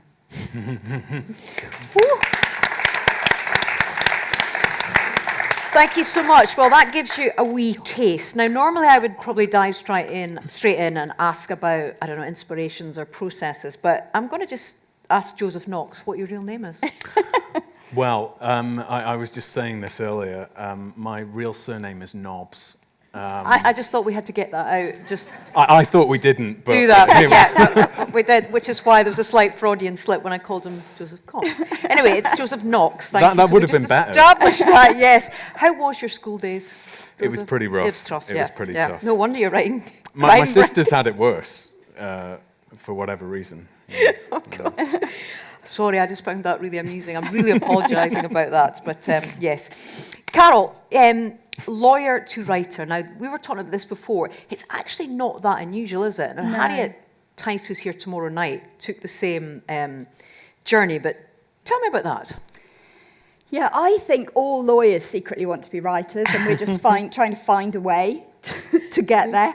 I mean, I guess it's not that big a leap, because to be a lawyer, certainly I wrote contracts for a living. You still have to love language, or at least think that, you know, language can be manipulated. So it wasn't that big a leap, but yes, I join a long line of lawyers. And were you writers. writing while you were practicing law? No, well, for most of the time, no. Until I was approaching the age of 40, and my husband appeared with a copy of The Guardian, and there was an advert for a 6-month writing masterclass. They do them still, but they're only weekend courses. And it's for absolute beginners. And he said, right, I will pay for you for this for your 40th birthday. So you've been talking to him about how much you wanted to write? I've been banging on Right, for okay. years So he's about like, wanting God's to be sake, a writer. like, we'll get to this. And so it was 3 hours every Monday evening at the Guardian offices in London. And I was practicing law in London. It was fantastic. And he said, I will pay for you to do this for your 40th birthday. You either do it or you never again say that you want to be a writer. Fair play. And it was the best ultimatum. It was even better because my tutor was Bernardine Evaristo, future winner of the, well, she was then the future winner of What the was Booker that Prize. like? What was that like? It was incredible. So she actually, when she was teaching the class that I did, she was writing Mr. Loverman, which was on telly recently. Oh, God, that was amazing. Yeah, but she's a fantastic teacher, as well as obviously a fantastic author. So, but the outcome of both my husband's ultimatum and then Bernardine teaching me was I was really, really miserable, because I finished and thought, no, I really want to be a writer. But I had my own law firm, I had partners, I employed 15 solicitors, and I couldn't work out how I was ever going to get from, So how and in did the you end, do it? Did you leap? I did. I just left. Well, I applied to do an MA at Goldsmiths in London, and I thought in creative writing, and I thought if I get offered a place, maybe it's worth the risk of giving up the giant salary. Wow. And if I don't get offered a place, I'm obviously not good enough. And they offered me a place. Wow. What was that like? What was that feeling? Can you remember that? You're just like, yeah, see your face. And also, oh God, we've got a mortgage. How soon was this after the 40th birthday? So I did the course? 6-month course, and then it was another 2 years before I could, Gosh. because I just couldn't kind Couldn't of get your head I there, couldn't get my yeah, head around it, and I yeah. also felt I was letting everyone down, because I'd started the law firm, and And originally it was just me and my dog in the spare room. And I just felt I was going to be letting her. Anyway, they said they were very sad, and then they went on, and the firm got bigger and did better. So, everyone's happy Yeah. then. Joseph, you, I was saying that, you were a voracious reader. Maybe the obvious thing, you go and work in a bookshop. So how did that, tell me about that journey, how you got from the working in the bookshop. You've been surrounded by like-minded people. I presume you were at author events and all that kind of thing. Well, where I grew up, there was not much scope for books, really. So I grew up in Stoke-on-Trent, and the books that we had were sort of the red pleather Reader's Digest ones that you inherit from dead relatives. And so those were my first books, really. And it was like the Brontes and Sherlock Holmes and Charles Dickens, which is what I really took to. I loved that. And I was a really bad insomniac as a kid. I could never, ever sleep. And so this was like where my fascination with reading began, really, because I was too young to have a television or anything like that, and I wasn't allowed to go creeping around the house, although I was always in trouble for doing just that. And ultimately, very quickly, I'd read all the books in the house, and they were all inappropriate for me anyway at that age. And so the cheapest option was to just buy me paper and a pen, and then I would just sit up all night making up my own stories, essentially. So that was, I started writing very, very young, but it was... How old? What? Man, my mum would say that I was coming home with stories from like the first time I went to school. So and he's stuff just like in your that. DNA. Weirdly enough, my mum's dad, so my grandpa, who I never knew, was desperate to become a novelist. I only learned this years later because my mum was so hell-bent against me doing it because he bankrupt the family, essentially, trying to do it himself. But I had no idea about that. And so it makes you wonder what is kind of coming down through the channels. But anyway, from there, I moved to Manchester, which, I lived there for like getting on for 10 years. And I went to Salford University there. I was the worst student of all time. But the great thing was leaving home, going to a city, being embedded in culture and music and all of these things, working in nightclubs, Yeah, because blah, music's blah. quite a big influence, isn't it, on you Huge, as well? yeah. I mean, but it's Manchester as well. Yeah. You can't kind of avoid it in a way. And so it just bled into the books. And then Waterstones, I was working in the worst nightclub in Manchester, which is happily gone now, called Fifth Avenue. And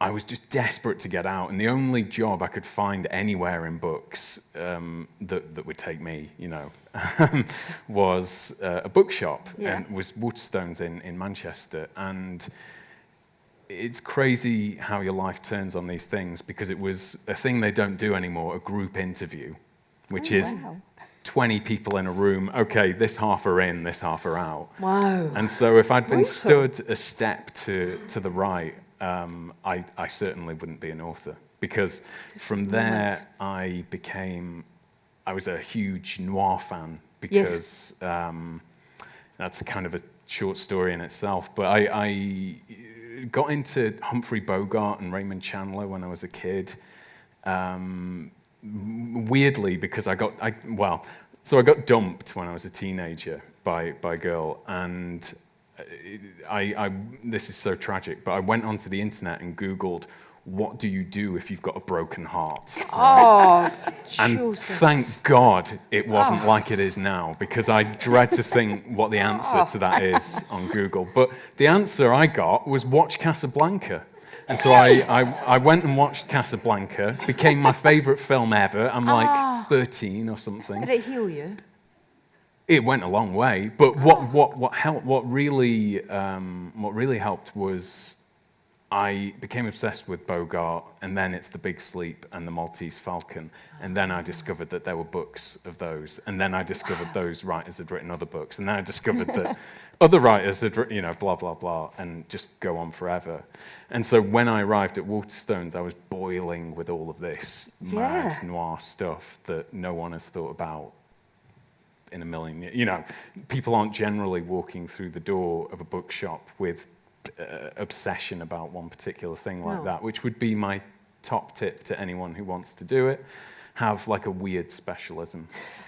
Because then I got to, tour around all the local bookshops, and I would fix their crime sections and tidy them up and order in new books. And because it was when the company had just come out of being owned by HMV. Ah, yes. And so at that point, the crime section was basically every book Lee Child has ever written and nothing else.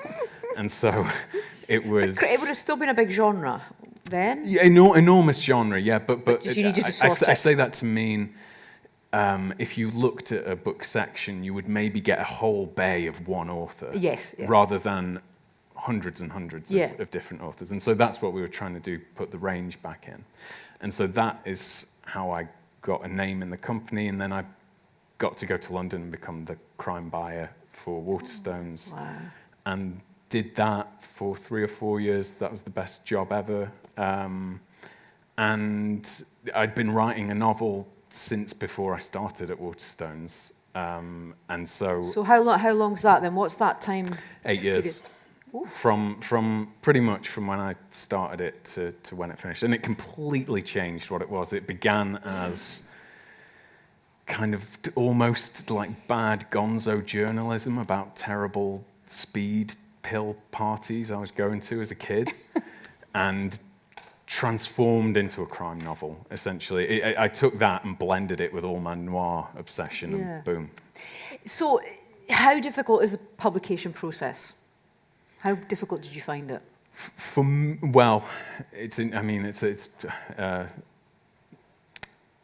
Then for me, getting in, that was okay, because I'd built up so much bona fide, so much goodwill in the company. Right, so they knew. And I'd met so many crime writers. I was always the guy standing next to them, turning the page while they signed.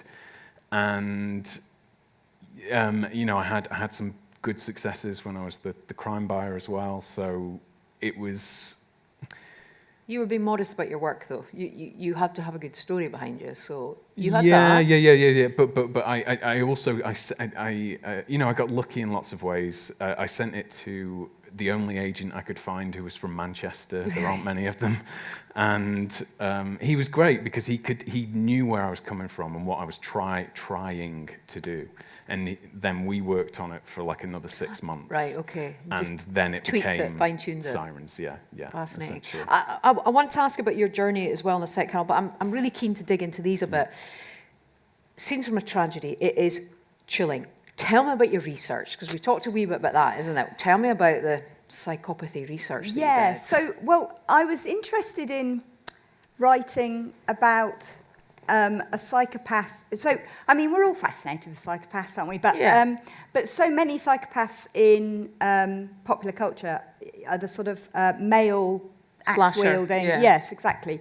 And there's this statistic that comes out, or fact that comes out in the paper every now and again, saying that a higher proportion of lawyers and CEOs are psychopaths. And it gets trotted out whenever it's a slow news day, which is obviously not much at the moment. That would be a fine thing. And then also recently, in recent times, it's started to be reported as well as like by scientists that where it was thought previously that far more men were psychopaths than women, that actually women who are psychopaths display their psychopathy in a different way. And are better at masking Generally. it, maybe? Sorry? Better at masking it, maybe? I think just that's different? partly it, but also I think it is much more of a manipulative... Than violent, then? Yes, rather than violent. I mean, there's always exceptions, obviously. So I love doing research, I have to say. I guess you can take the girl out of law, but... and I read every textbook that I could find about psychopathy that I was able to understand. So Wow. I'm not a psychologist or a psychiatrist, so I had to stop short of the really scientific ones. And I made myself massive pieces of, what's the big A1 pieces of paper that I stuck up all around the spare room with the psychopathic traits. Psycho room. And yeah, it was. And then people would come to stay. And I'd written it, because it's written in the first person. Yeah. And so I'd written, I am unable to feel sympathy. I am unable to, I don't care if I hurt you. I just want to know what your value is to me. And here you are, have a lovely sleep. Yes. But yeah, in the back of the book, I've put a list of, I started, I have to say, with John Ronson's book, Psychopath Test, which everyone should read the Psychopath Test, and he's fantastic. But in the back of his book, there was a load of other books that he'd read, and so I just went down a 2-year rabbit warren of reading about psychopaths, which I loved. But the idea for the plane crash and all the rest of it, just explain where that came from. Well, so the book is written from the perspective of 3 different people. It's framed as the investigation by Carly, who's a journalist who's supposed to be the reliable narrator, and then there is the wife and the sister of one of the pilots who've died. And actually, the idea of the plane crash wasn't how it began. I needed something. Once I had decided to have a journalist, she needed to investigate something. Happily for me, my brother is a pilot. So I thought, I'll have a plane crash. And then also, and all authors, I think, it is a cliche. I hate cliches, but it is a cliche to say we're magpies. And I'd remembered reading during lockdown the fact that the airports had suspended the need for ghost flights. And if you don't know what those are, because it's no longer suspended, it's the airlines are required to fly empty. Well, they're required to land planes in their landing slots, to keep their landing slots at airports. So around Europe, there's every year, something like 600,000 flights that have no passengers on board. And it's mind-blowing, isn't it? It's crazy. Mind-blowing. It's absolutely crazy. So I'd read that, because what I didn't want was a plane crash with a plane full of people, because that would be something completely different. Yes.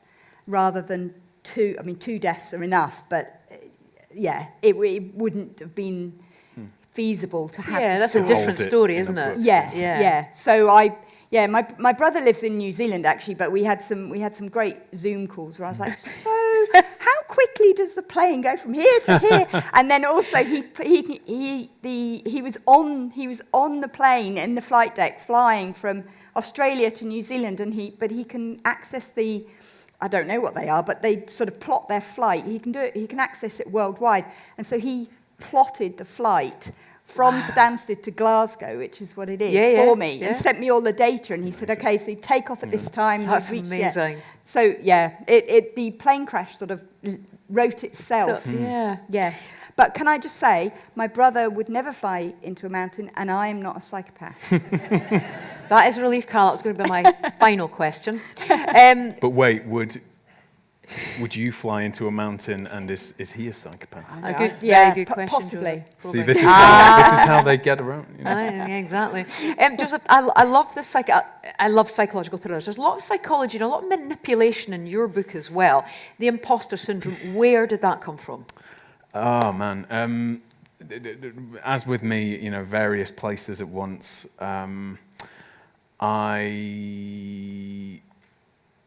I was reading, actually, a book called Room at the Top, which is like it became an old black and white British film, like it was, but it was essentially about a... Is it noir? It looks like a noir, okay. But it's what they would have called at the time, I guess, a kitchen sink drama. Okay. It's not like there's necessarily a murder in it. Right. It's about a striving young guy who arrives in the big city to make it, and he essentially falls in love with this older woman, but in his sort of striving to get to the top of the ladder, he throws her over for the young daughter of the boss, essentially. And so he loses his soul, really, is the conclusion of that book, and the film. And they're both excellent as well, like really, really, really wonderful. And so I had that in my head. I was thinking a lot about con artists and grifters, for whatever reason. And as well, it was sort of, I began the process at the end of lockdown, and it went on for 3 years after that, essentially, which covered the sort of turmoil of the Johnson government. And so I was sort of trying to stop myself from bursting into flames of hate all the time. And so I thought, I was thinking about as well, you know, so I'm trying to think of this con artist story. I'm thinking of all this class stuff with Room at the Top. He's clearly going to be a working class con artist going into the upper echelon. And another thing that sparked it for me that is sort of funny is, in fact, probably the thing that really did give me the idea was I was at a crime festival in France, and a great big burly guy came over to me and said, I really like Sirens, which is my first book, and he said his girlfriend had hate bought a copy of it because there was that picture of me. She hated that picture so much. Look, I hate that picture as well. But so she looked at that and said, this is some rich kid, Tory. You know, she cooked everything she hated about people. Just from that? Into that, yeah. And so she bought the book to see how much she would hate me. And then she liked it. So it was fine. That's okay. Look, I'll take the sale, you know. Yeah. But anyway, I like that story. That really made me think about how easy it is for people to see you differently, and you know, and so ultimately, anyway, the book, when this con artist arrives in London, he's mistaken for the missing brother of Bobby, who is this oil dynasty heiress, and she only mistakes him for a brother for a very brief second, but it's really the spark of where the whole book comes from, because she is flying out of the country to rehab, and of course, once she is gone, Lynch is drawn towards her £30 million family home. But at the same time, I didn't want it to be Ripley. So I didn't want him to be a psychopath taking them. The way I see the book is he's one step away from becoming that guy. And does he want to take that step, or does he want to go in a different direction? And so the book is almost like his purgatory, you know, where he's got to have this battle for his soul, essentially. And hopefully it's kind of quite funny as well, because he's usually pretending to be someone else and lying his arse off. It just goes off in the most amazing directions. I'm fascinated about writing processes, and I've done a lot of events with crime writers, and there's so many different ways. So Peter May, who I'm sure a lot of people will have read here, is very disciplined. He gets up at 6 in the morning and he writes till 3, and he gets up even if he's mid-sentence. That's it, off he goes. What about you, Carol? What's yours? Do you have a set routine? Well, I've spent so many years working in an office that I'm pretty good at getting up and getting myself to my desk. But I don't do the hours I used to do as a lawyer. But I feel so fortunate that I have a second career, that I've been able to do this thing that I had wanted to do my whole life. So I never sort of have to force myself to go to my desk. Having said that, I do love taking the dogs for a walk, and you know, as I say, I certainly don't do the hours I used to do. But yes, I am disciplined. Having said that, I mean, I'll work sort of 7 days a week, but I'll take holidays, and you know, I'm not somebody who needs to write every day. Or and do you have it planned out? So you've got your cycle wall or whatever you had, but do you know where you're going to end? Well, yes to the final question. I know where I'm going to end, but I don't really have it planned out. I've got major beats of novels and the structure. So we were talking about this. So my first 2 novels are very formal. There's formal structure to them. So the first one, The Silence Project, is a fictitious memoir. This one is fiction masquerading as true crime, and the next one's like found documents. So I have a very formal structure, but within that, I know where I'm going, but I don't know how I'm going to get there. That's interesting. Joe, you were nodding there. Are you the same? I'm all over the place. You're all over the shop. As ever. But my process is mutated, really. So the first book took 8 years, and it was just weekends and like any day off that I could get. You know, it was written around. I wasn't writing full time for 8 years. Obviously, I was writing around a full time job. But then the second one, you know, suddenly you've got to deliver very quickly for the next one, and so Is that a pressure? Yeah, it was quite nice because I'd been stuck in that book for so long. Yeah. I'd cooked up lots of ideas for the next thing. I knew how I wanted it to feel. The first book was very cold. It seemed natural that the second one would be warmer in every way, and so that just is kind of sometimes the only springboard you need, and you're away. But what was great about that second book was, by then I was working at Waterstone's head office. This goes to the office thing. And I needed somewhere to sit. I couldn't sit at home. And so they had this enormous space above the Piccadilly store, because it's like 6 floors of books. It's enormous. Like the biggest bookshop in Europe, they always say, but I'm not sure that's actually true. Anyway, so I knew there were all these empty desks, and I just chanced it and said, because they'd said I could take a 3-month sabbatical, and so I said, could I come into work every day and just sit like with the accounts department the next floor down, where I don't know anyone, I won't understand anything. Yeah, you don't get distracted. Yeah, and it worked beautifully because there was that kind of energy around it. And then the book after that, I was running so late that I had to leave the company because I just couldn't do both things anymore. Was that a big step? Did that feel like a leaping off point? Yeah, it was, and I really do miss it as well, because it was a wonderful community to work in Waterstones. You could wander into any Waterstones in the country and just pick up a conversation immediately with the booksellers there, and know everything they were talking about. It did feel like having a kind of big extended family. It was nice. And then without that, I really struggled to write the third book. It was a grind, really. Which one was the third one? The Sleepwalker. And that was why I ended that series, really. Well, various reasons, but it just didn't... I got it out there, ultimately, but it didn't feel like writing should, in my opinion. So when you were writing The Imposter Syndrome, did you know where you were going to finish up? Do you know the ending? No. I didn't know anything. I didn't know the beginning when I started writing it. But True Crime Story, the one before that, that was the big shift for me, because with the first 3 books, so they're in this noir form. They're like trying to be Raymond Chandler in Manchester, basically, was the goal. You know, it's Chandler with rain.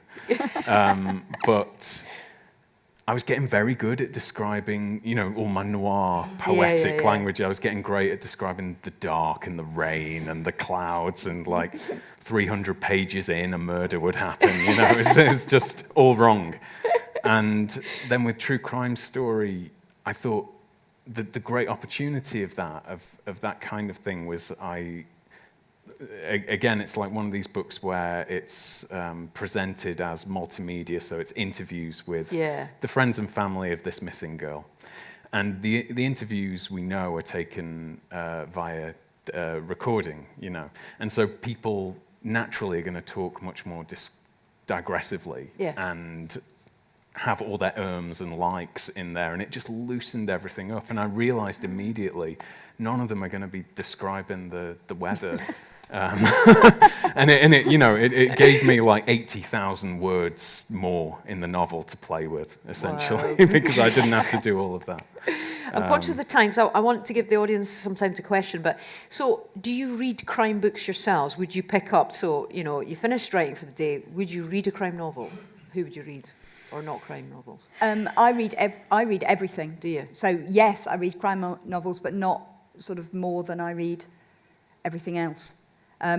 Like you, I was an avid reader and always have been. So, I mean, I love crime novels. Crime novels to me, I also love crime dramas on telly. There is something about the satisfaction of crime novels. Well, I was going to ask about that, because it fascinates me, because crime is such a huge genre, isn't it? And now it's everywhere. BBC's true crime podcasts are the most listened to, so it's exploded, hasn't it? Why is that, do you think? What do we need out of it? What do you reckon? You've probably got more of an answer to that than I. Oh, I don't know if it's a good one. Well, it makes a lot of sense, doesn't it? You know, reading, in essence, I've always thought, is a way of experiencing something safely. That's what's so great. Yeah. And so, I think that's a good description. you know, I obviously am I wrote a book called True Crime Story. I am interested in true crime, but a lot of my male friends are not, and a lot of my female friends are. Yeah. I've noticed. And I think a lot of those podcasts and stories are, you know, necessarily because of the world we live in, about men killing women and a threat that is out there, I guess, around every corner. And it sort of, although there is like probably an element, even for me, you know, I don't shake it off of like titillation as well. You know, I think there is an element of liking being invited into people's private lives. When there's a murder, you get the answer to every question. Yeah. Were they having an affair? Were, you know, da-da-da. And it's usually tied up at the end, isn't it? So it's I think that satisfying in a way that real life I might not think be. that is a big part as well of its appeal. Everything you've said, and then also, it's almost always tied up at the end, and the bad people sort of don't get away with it, and there's some sort of almost like a resolution. Yeah, and in a way that life doesn't work either. So, and I think we're sort of programmed, those of us that aren't psychopaths anyway, are programmed, I think that the bad people, to believe, and I do believe, that the bad people should be punished. Or published. Or Another published, Freudian slip there. The bad people should be punished, and the good people, you know, should go on to live as happy a lives as they possibly can, and that is generally what happens. And it feels good to get to the end of. Yeah, that's a good point, actually. Novel. Do you know, the thing that struck me about Joe and Carol was you talk so passionately about what you do, and it's such a joy to be around people who go, do you know what, my job is a privilege. And you both have said that very, very quickly, but you feel that very strongly, Joe, don't you? Like, writing for you, you describe it as a privilege. I mean, for me, it is a privilege. It's so natural to me. I've done it forever. Like I thought about this briefly when, you know, the AI end of the world stuff was going on, and I thought, do you know what? I would just keep writing anyway. Like if no one was reading it, I really would. I have to. It's your I don't have a choice. It's you. Yeah. But what I really the reason I don't want to say privilege is because I think everyone can do it and everyone should do it. Privilege, I mean that you appreciate it in a way. Certainly, you know, it's a privilege certainly to be published and things like that. But the real power of writing happens when you're doing it. Like, that is really true. And even to me, like, seeing the printed thing it feels great, but it doesn't feel the same as writing the book. Writing the book, you're writing the book. It's great. You're in it. It's happening. It's real to you. You know, you go there every day. Yes. And so it's so you know, does to the me reader, though, don't they? it like approaches religion. Like it's how I feel about it. It's so much of my headspace. And I love it. Yeah. And Carol, you've got a second career. I have. So I'm slightly less evangelical than you are, because seeing my book is for me is I still, so it's the second one. I can't believe that there's a first one, let alone a second one. I mean, there's two. There's two. I know. Yeah, two. It is unbelievable to me that I can at sort of. I'm being generous to myself here and say midlife.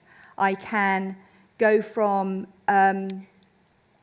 being a lawyer, having a relatively successful career doing one thing, putting that aside, and then doing this other thing that I had wanted to do my entire life. I still can't believe it.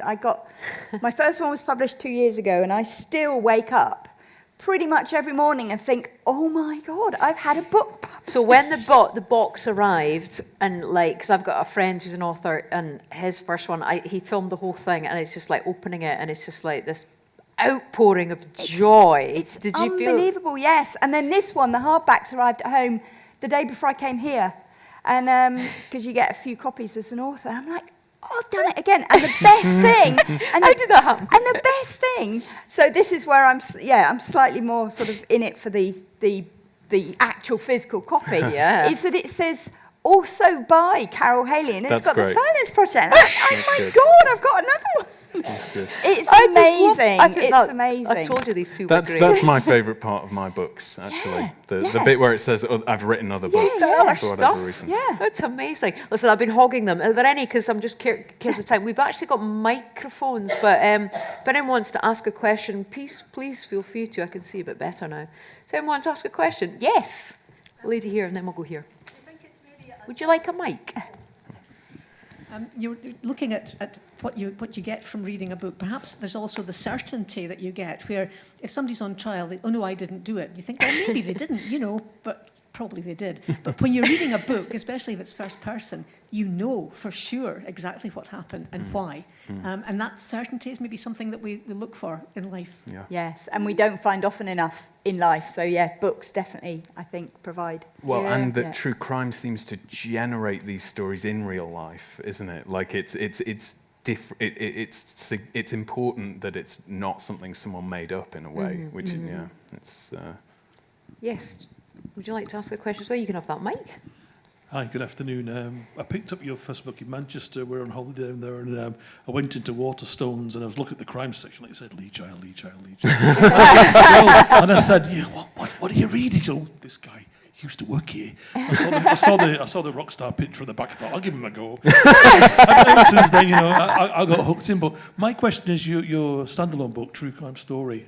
I picked it up, and it shocked me because I want to talk about style. Do you have a style? You said Chandler with Rain. Yes. The Smiths. It was great. It is Manchester in the book. I probably never read your books, but of style. But your true crime story was shocking because it was so different. I'm like, where's the rain? Where's the raincoat? And there's nothing. And it was narrative. I got 8 chapters in, and everyone was different. And you had to work. I thought, this is. And at the end of it, I just thought it was fantastic because it's not a typical noir. It wasn't a typical noir book at all. It's all like youth speak almost. It was very different, very rewarding.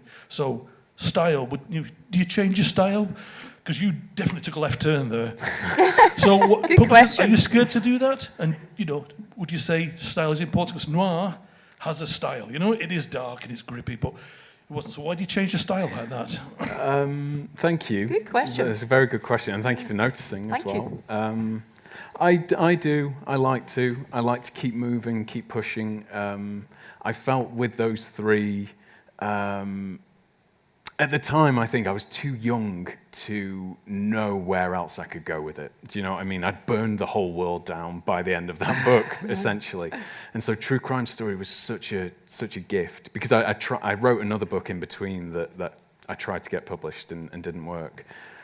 And I was tying all my limbs behind my back on that one. And then with True Crime Story, it just felt so natural. Style, yeah, I wanted with that book to get exactly the effect you're talking about, to strip it all away.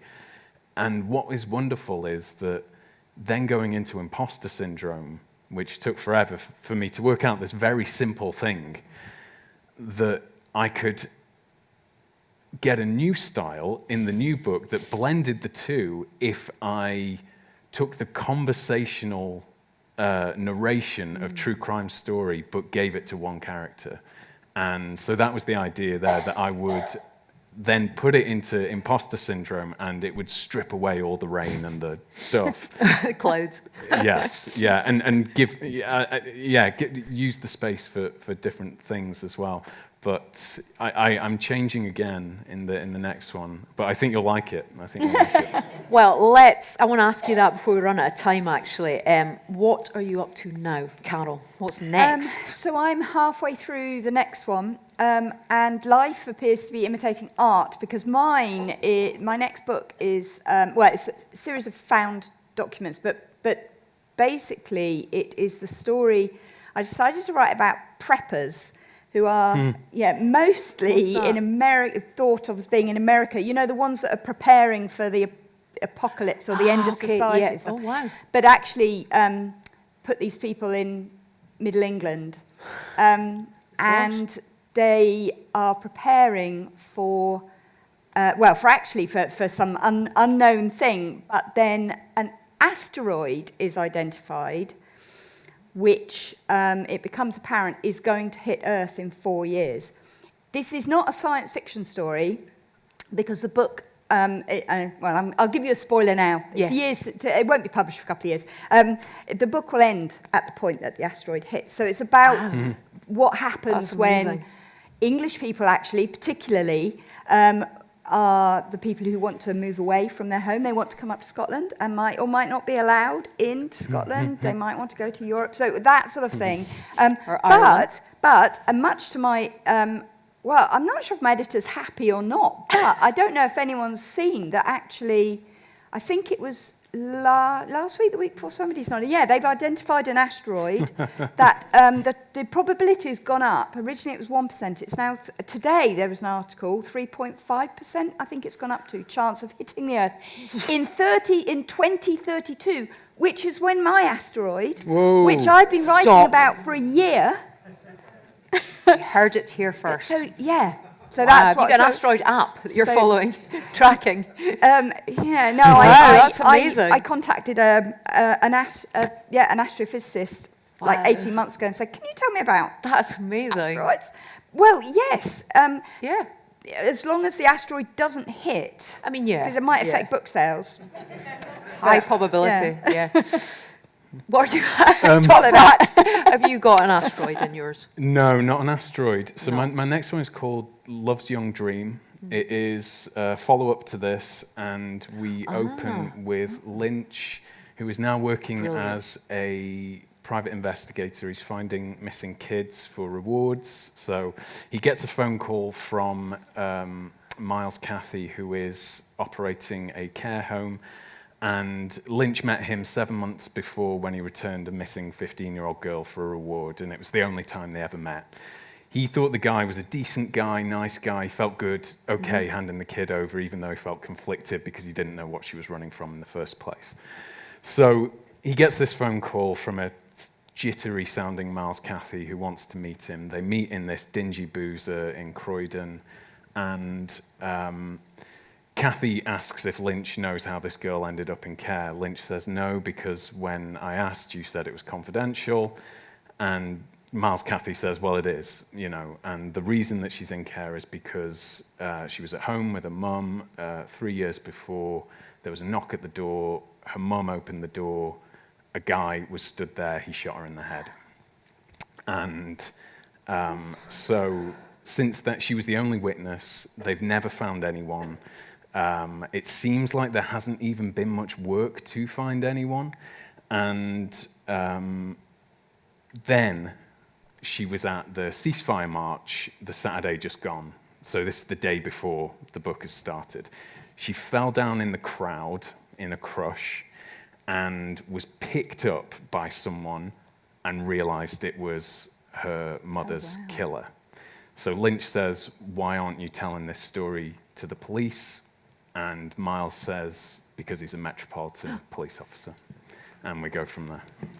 Wow. Oh, my goodness. And she was working on a documentary called Love's Young Dream, which was going to expose powerful sex traffickers.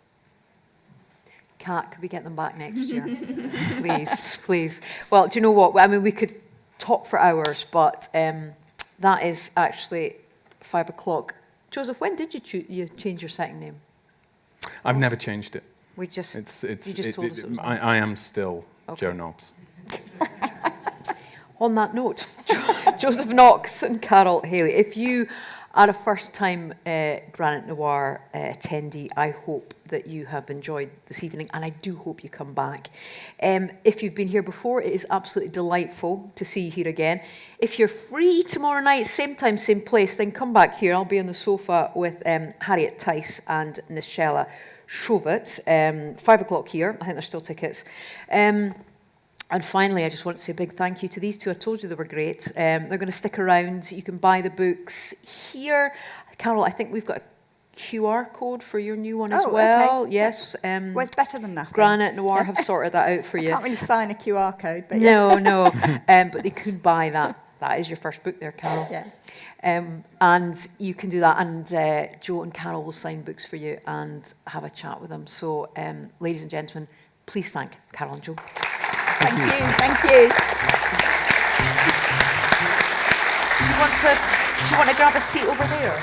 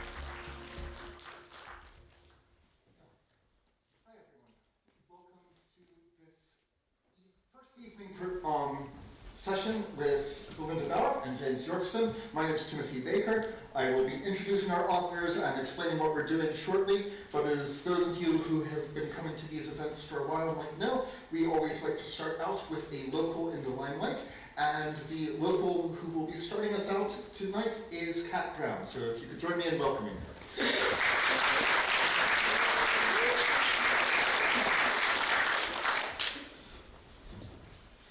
The job.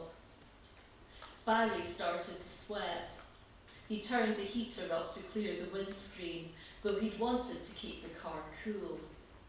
One hand fidgeted with his jacket pocket, whilst the other kept a focus on the steering wheel.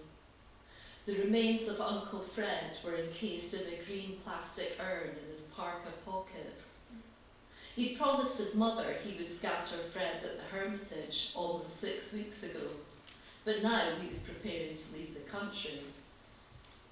The long snake of traffic on the A9 made him anxious. The Hermitage? Why there? His mother's idea. Fred hadn't been a fan, liked the quieter, non-signposted places. Barry teetered forward, cast his eyes on the pines in the distance covered in snow. A possible location? He selected Radio 2 on the dashboard, his nerves easing a notch as the car in front edged forward. He released the handbrake and rolled a little. His mind floated in and out of a reverie, picturing his girlfriend Tina in the bath, Prosecco and candle on the ledge beside her. Suddenly, the phone icon lit up on the dashboard. Barry gathered himself and answered. "All right, Mike." "Thought you'd be in touch, Barry." "Got you, Mike. Job's done. Just tidying up now," said Barry. Mike exhaled slowly. "Time's ticking, Barry," said Mike. "Course," said Barry. "Promise you, it's all sorted. Give me a day." "Better be." Mike ended the call. Radio 2 brought Barry's focus back to the road. "If you're in love with the beautiful woman," you wish Tina could hear it. "Christ, what a fucking song," spat the figure in the back seat of the car. Barry's heart leapt. He braked instinctively, almost causing a crash from behind, though there was no time to bother about that now. He stretched his torso, eyed the mirror. The blood-spattered sleeping bag he dumped there was now upright, unzipped, crazy hair matted to the woman's forehead. "Pleased to see me?" she asked. Barry tried to focus on the road as his mind flitted back to the kitchen scene yesterday. He'd strangled Mike's wife with her Louis Vuitton scarf. When he left the flat in Stirling, she was 100% dead. His stomach flipped. He pictured Mike's eyes on steroids. "Good knife," she said. "Turns out there's more uses for it than peeling tatties. Want to know what it feels like?" Barry gulped, her knees rammed into the back of the driver's seat, her hands at his neck. "But your wrists and ankles were tied." "You mean with that scarf, the one you sliced in two?" "So why, how, but you were dead," thought Barry. "God, you're still trying to work it out, aren't you?" she spat. "Only Mike could recruit you." "You slid down the cupboard door, left a trail of blood on the vinyl," thought Barry. Instinctively, his hand moved to his forehead, scratched his eyebrow. "Don't move," she sniped. He felt the blade digging into his right cheek, moving towards his neck. "How much?" she said. "What?" said Barry. The knife prodded him again, harder. "How much did he offer you?" 50 grand, 25 for the hit, the other 50% on completion. Silence in the back of the car. A terrible sigh, thought Barry, though it could have been himself. He wasn't in charge of his emotions. What did she want him to say? Should he say anything or let her talk? "He said he loved you," blurted out Barry, but you started to notice things. There was another long silence. "Things?" she asked. Barry squirmed. He wanted to puke. "What things?" she pressed again. "Invoices, dodgy stuff." He felt the blade jab harder into the back of his neck, steel on muscle. His legs were jelly, but he was alive, a bonus for now. "Take the next left," she yelled. "Stop, here." He pulled into a clearing by the edge of woods, his optimism seeping away. The road was deserted, no traffic coming either way. What would Fred do? "Get out of the car," she shouted. Barry tried to stay calm, think, form a plan of action, but all he could think of was Fred's ashes in his pocket. He opened the car door cautiously. "Out," she yelled. She shoved him forward towards the woods. A knife pierced him on the lower back as he plodded on, her following right behind. He winced. Ow! Shut it, big man. Keep walking. Barry's mind spiraled. Still no one around, not even dog walkers. Too much snow. He trudged ahead, snow seeping into his trainers. He hated wet socks. Ahead, more snow, and the beginning of a small lake, partially frozen. Now he started to recognize this place. He'd been here with Uncle Fred once, back in Fred's poaching days. This way. She directed him towards a wide stony path which led to the lake. Yeah, I'm going to enjoy watching you turn blue when you fall into the water. I can explain, stuttered Barry. It was nothing personal, you know. Save it, dickhead. No one's coming. Keep walking. Finally, Barry saw it, the place where he'd sat, legs dangling with Fred on one of their fishing days. Stop, she yelled, onto the jetty. His feet found the wooden planks, making sure he kept his balance. I'm thinking once you're frozen, I'll turn you into a snowman. Barry closed his eyes and waited for the strike. But then he heard a crack of wood, then a wail. Quickly, he swung round, saw her struggling, her leg wedged between the wood. He grabbed the knife. Now, what was it you said about a snowman? The job done, Barry lit a cigarette and reached into his pocket. He pulled out the urn and smiled. Well, Fred, lucky you warned about that rotten plank. Turns out it saved my neck. He opened the lid and let the remains of Fred fly on the wind across the loch. Better than the Hermitage, eh? Thank you.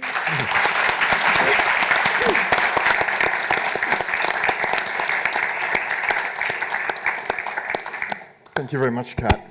So I'm really delighted to welcome Belinda and James to Aberdeen to talk about their new novels. I really want to say right up front that they're great novels, that they are sort of propulsively plot-driven, but also have a tremendous tonal range, that they are both funny and moving, and they involve you in sort of thrills and crime as you would expect, but they give us a chance to reflect on ideas of class and place and belonging.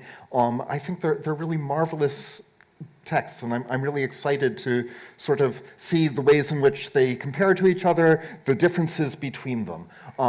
I think both Belinda and James will be known to many of you, but just by way of a very quick introduction, Belinda Bauer is regularly mentioned as one of the leading crime novelists of the last 15 years. Since her first publication in 2009, she was longlisted for the Booker, which is certainly how I came to start reading her work. She won the Teakston and the Old Peculiar Crime Novel of the Year, the CWA Gold Dagger. She writes extensively about Devon, but here we have Yorkshire as well. Lives in Cardiff, so we have a slight geographical range here. James Yorkston, many of you will have first encountered through his musical career. James is based in the East Nook and has been writing professionally since 2011 with It's Lovely to Be Here, a book of tour diaries, and this is his third novel, which I think is a real expansion of what he's been doing in the previous work as well. So what I'm going to do, a very familiar format to most of you, is I'm going to ask both authors to say a little bit about what these new books are about and read just a brief passage to give us a sense of the prose. Then I will spend some time asking them questions both individually and together, and we will talk, and then I will make plenty of space for you to talk. So it will be a very relaxed and pleasant evening, I hope. So I'm going to start, because Belinda is closest to me, I'm going to start with Belinda. If you could just say a few words about The Impossible Thing and give us a taste of what it sounds like. I will. Thank you very much, Tim.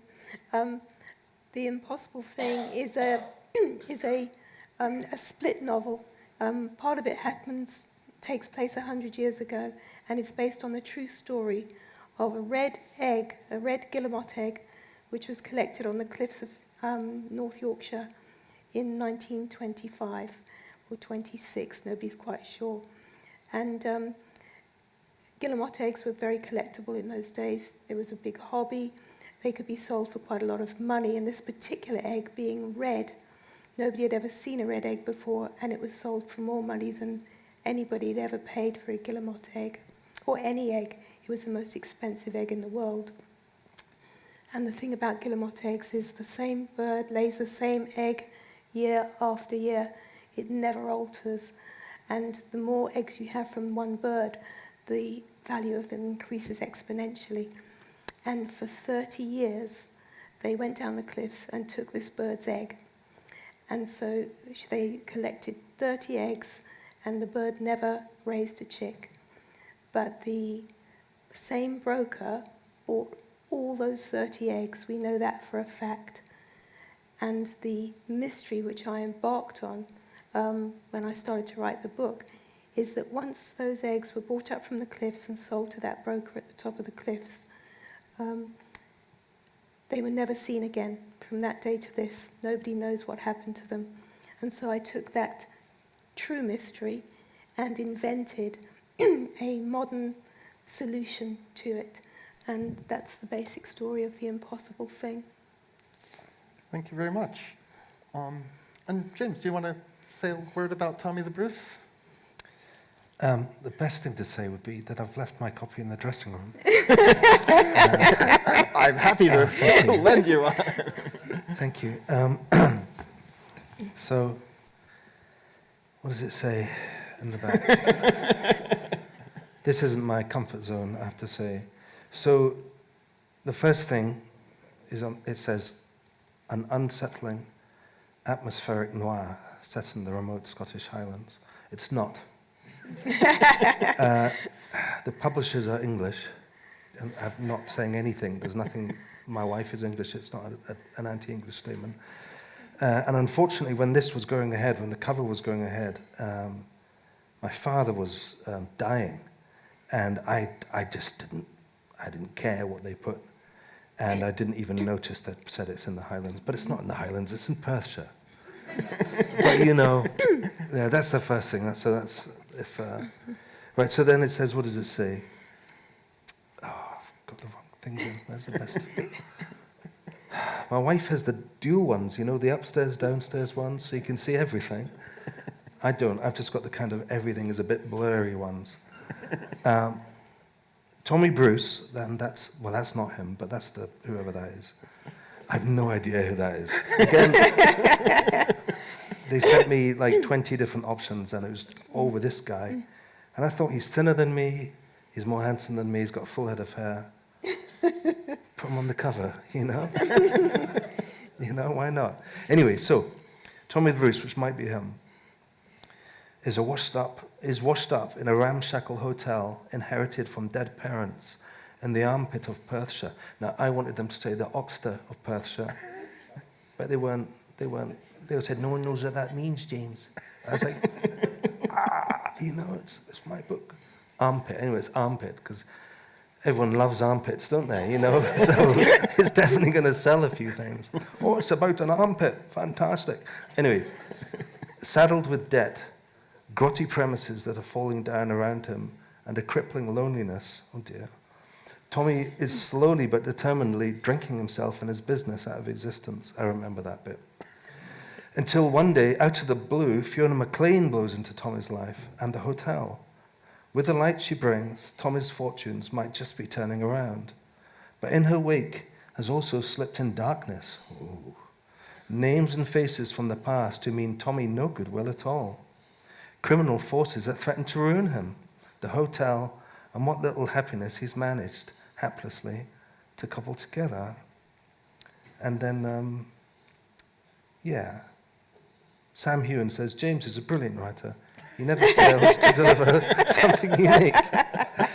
And, and just whilst I'm on this, I just had to say one thing. If you do buy this, which you don't have to by any means. There was, like, as I said, you know, stuff was going on. The copy editor, there's a bit in the book, it's like it's not like an important bit where it says, he looks her up and down, you know, which is a kind of friendly, generic sentence. And for some reason, they've put a full stop. So it says, he looks her up, full stop, and down, full stop. Which just sounds like the most pretentious bit of writing ever. So if you buy it and you get to that thing, and you think, what a dick. It wasn't me who put that in. I promise you. I can show you the... Anyway, yeah, okay, tell me the verse. I have to say, I read it and I loved it. I thought it was an extraordinary novel. Thank you. So visceral, and it's beautifully written. The characters are incredible. And yeah, I would definitely buy that on the way out if I were you. I would buy them both. And I'll be buying this one because I haven't read it yet. So I thought I might just ask you a couple questions for both of you, which is both of you started in areas of enterprise other than writing novels. And James, obviously, you are continuing your career as a musician. Belinda, you came from crime reporting, you came from screenwriting.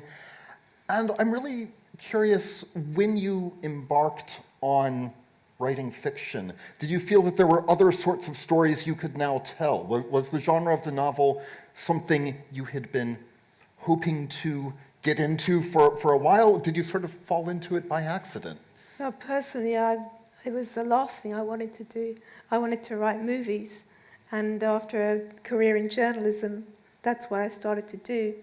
And I would never have written a book if I hadn't failed at screenwriting. You know, because all my stories, I was just wanting to see them on the screen the whole time. And it was only because it was so difficult to get that done that my mother used to harangue me and say, write a book because you don't have to raise £10 million and have 200 people at the top of their game to realize your vision for you. If you write a book, it's all yours. And eventually, after several horrible knockbacks and failures, I decided to take something which I had been planning as a script and write a book, which was Blacklands, my first book. And I was lucky enough that it sold well enough that I could give up the screenwriting and just concentrate on books. But it was not my first choice, and I'd never dreamed of being a novelist, no. Thank you. What about you, James? What led you to start writing novels? In 2001, I signed to a record label called Domino Records, and they're one of the biggest independent record companies in the world. But at the time, it was a very small thing, maybe 6 people. There was a garage underneath, and that was all the stock, and then the upstairs there was the office. So it was a very small concern. In 2011, they made some kind of agreement with Faber that they were going to put out a magazine called Loops, and it was kind of like a rock and roll quarterly, you know. I think they only did three in the end. But one of them asked me if I would like to write something for Loops, and I was like, I'm a bit busy. And then they said, you'll get £1 a word, and you can write up to 10,000 words. So I wrote 11,500 words because I was being canny, you know. I'd heard about these copy editors even then. And it turned out they were wrong. It wasn't £1 a word, it was 10p a word. But I still got £1.5 grand from it. And one of the guys at Faber said, would you like to continue this? Because I wrote like 10 and however many I wrote, you know what I mean. And said, would you like to continue it and make it into a book? And I'd really enjoyed the process of writing long form. So songs, obviously everyone knows what a song is. The main difference is that, you know, and I really enjoyed the prose and not having to cut things out, and I really just enjoyed the process. and just being a creative thing that I could do that wasn't the same as songwriting. So I did that, and the book came out, and it really surprised me that people were interested in it, like completely surprised me. And but then I just thought, well, I can write a book. I've written one, and I really enjoyed it, so why not write more? So I wrote another one called Three Craws, and then The Book of the Gales, and then this, Tommy the Bruce. But this one was actually the first one I wrote. After the screenplay, Tommy the Bruce was the first one I wrote, I think. I'm not quite sure. And I guess one of the things with both of these books in particular, and we are at a crime writing festival, so I'm going to say they are absolutely 100% crime novels.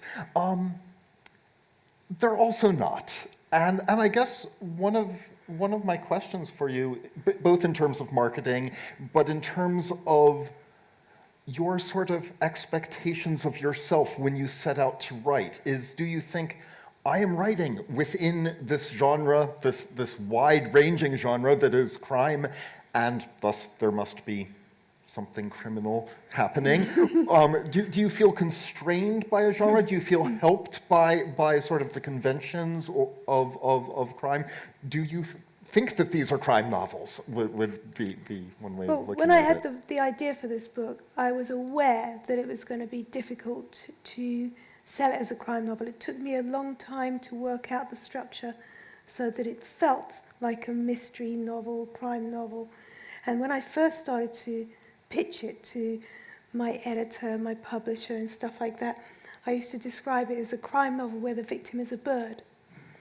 And I remember telling my publisher this at Betty's Tea Room in Harrogate during the crime festival there, and pitching it to him, and I could see him start to glaze over. And I thought, oh, this is not going well. And so I stopped. I lost confidence in it completely. And I didn't do anything else on it for a couple of years. And then I went on a little mini tour with one of my other books, and I was talking to my publicist, Becky, in the pub one night, and I said to her, oh, Larry really didn't like this idea I've had for a new book. She goes, pitch it to me, pitch it to me. I said, okay, fine. I said, well, this is what it's about, and it's kind of a crime novel where the victim is a bird. And I could see her start to glaze over. I thought, oh my God, where am I going wrong with this? And she said, tell me one thing. I said, what? She goes, does the bird talk? I'm like, no, of course the bird doesn't talk. And she said, in that case, I love it. And I realized that's where I'd gone wrong with Larry. I told him later, I said, I saw you glazing over. He says, I'm not surprised. I hate anthropomorphism. But yeah, so it was one of those things I knew right from the outset. But having said that, when I first started writing a crime, I did feel constrained by the genre. And it was only with my fourth book, Rubbernecker, where I went completely off the rails, refused to write a series, which they were kind of trying to steer me into, and still had success with the book, that I suddenly realized that I could write any story I wanted to, because most books are crime novels, effectively. Mm-hmm. So, nowadays I feel completely free to write whatever I want. Excellent, thank you. I didn't know this was a crime novel. Most of what I do is music. Quickly, when I started, for whatever reason, the records I got made were called folk music. And for me, growing up, folk music has always meant traditional music. It's never meant a guy or a girl with an acoustic guitar singing pop songs, which is what I do.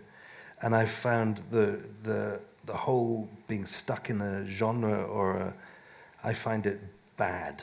I find it holds people up. Well, I find it would hold me up if I was thinking, oh no, it's got to be folk, or oh no, it's got to be crime, or whatever.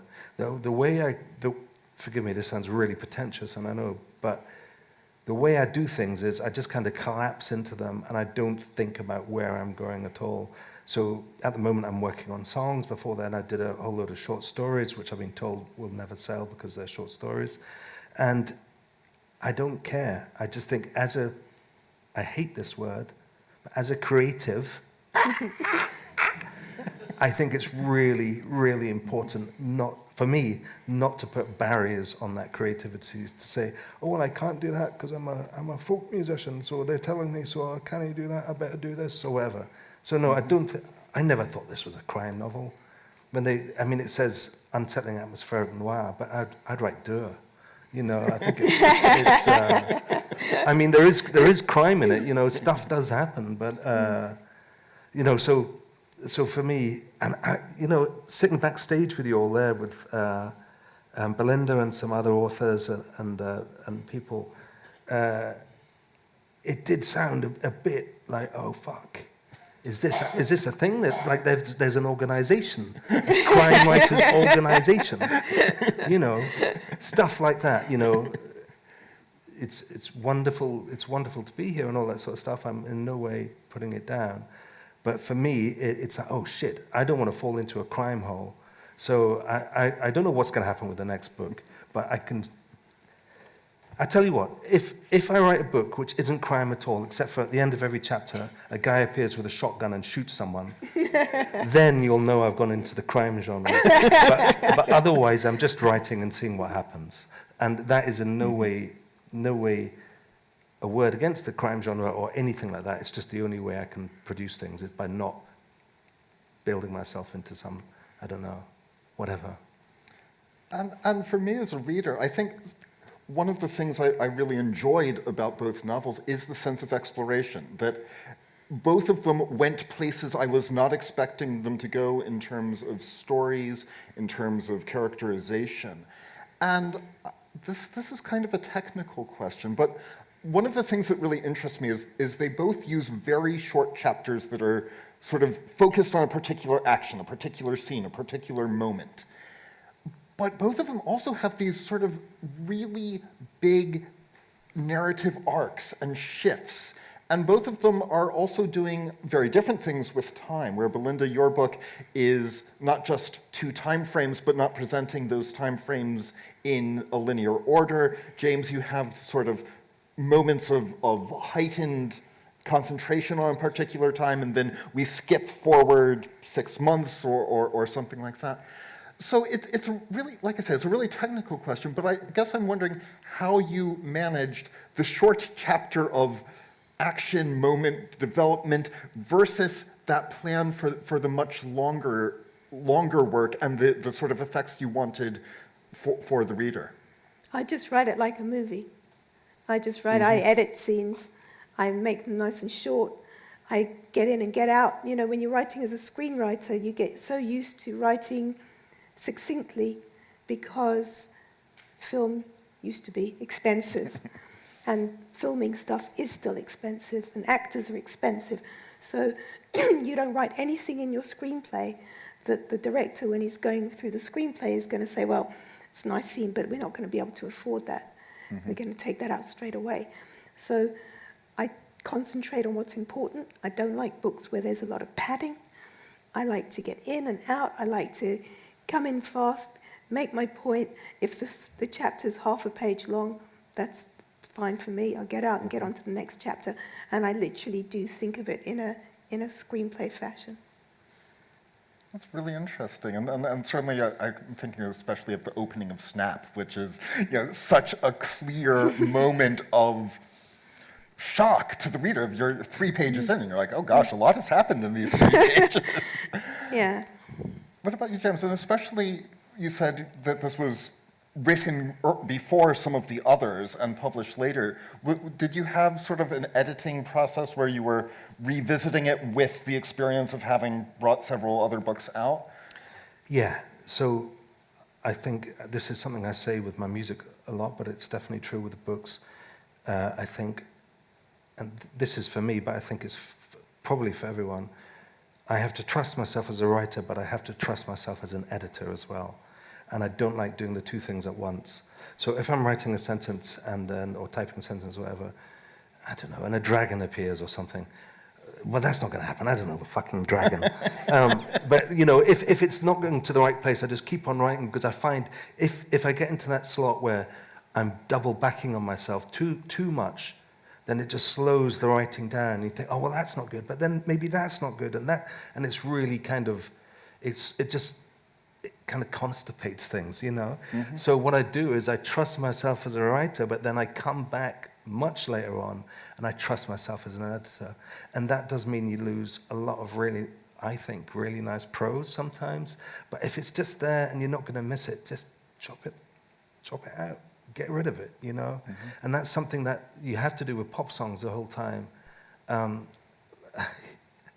Unless they go on forever.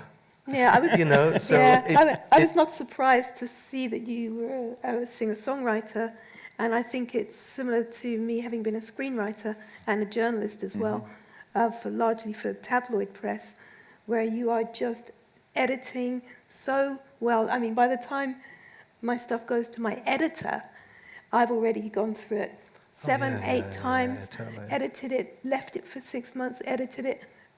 Another couple of months, edited it, and then I send it, and then we start editing. Yeah, absolutely, and there has to be that thing. I mean, like you, I'm sure I love writers who can do incredible prose, you know. I love Louis Grassic-Given. I love Sebald, you know.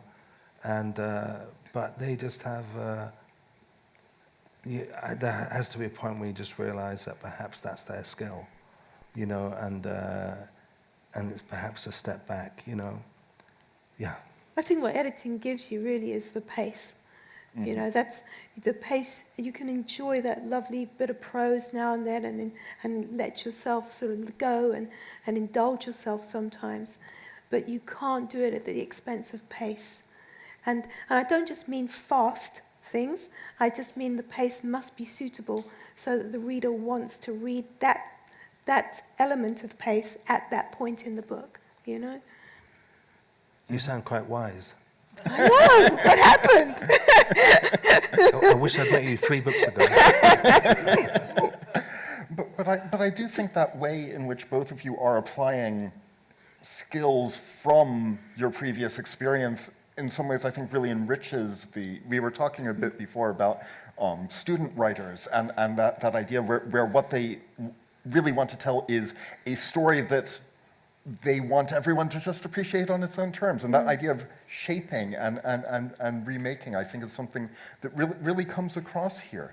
And I had a couple sort of much more specific questions about the books themselves. And Belinda, I went back and read a couple old interviews with you where you said that if finding a sequel to Rubbernecker would be very difficult, but you would know the right story when it came along. And I guess, so part of this is, there is a character here who has appeared before, and when you discovered that Guillemot eggs were interesting, and it is a fabulous story and one that I certainly hadn't known. Did you say, and yes, this is clearly a way to match up with this other? Yeah. How did that pairing of two very different aspects happen? Well, I mean, I literally had, every time I had an idea for a book and started writing, I was like, can I bring Patrick back? Because Rubbernecker was a breakthrough book for me in one way, and people are always asking me, when are you going to write another book with Patrick in it? But the state in which I left him at the end of Rubbernecker, quite deliberately, meant that it was very difficult to include him in another book organically. I didn't want to crowbar him in somewhere, you know. But the minute I had the idea for this, the minute I heard it, I knew this was something that Patrick could be involved in. So although it's not a sequel to Rubbernecker, you know, like all my books, I don't really have sequels or series, but all of them include overlapping characters who may have appeared in other books, and it's a little world-building exercise, and I was really chuffed to be able to use him again.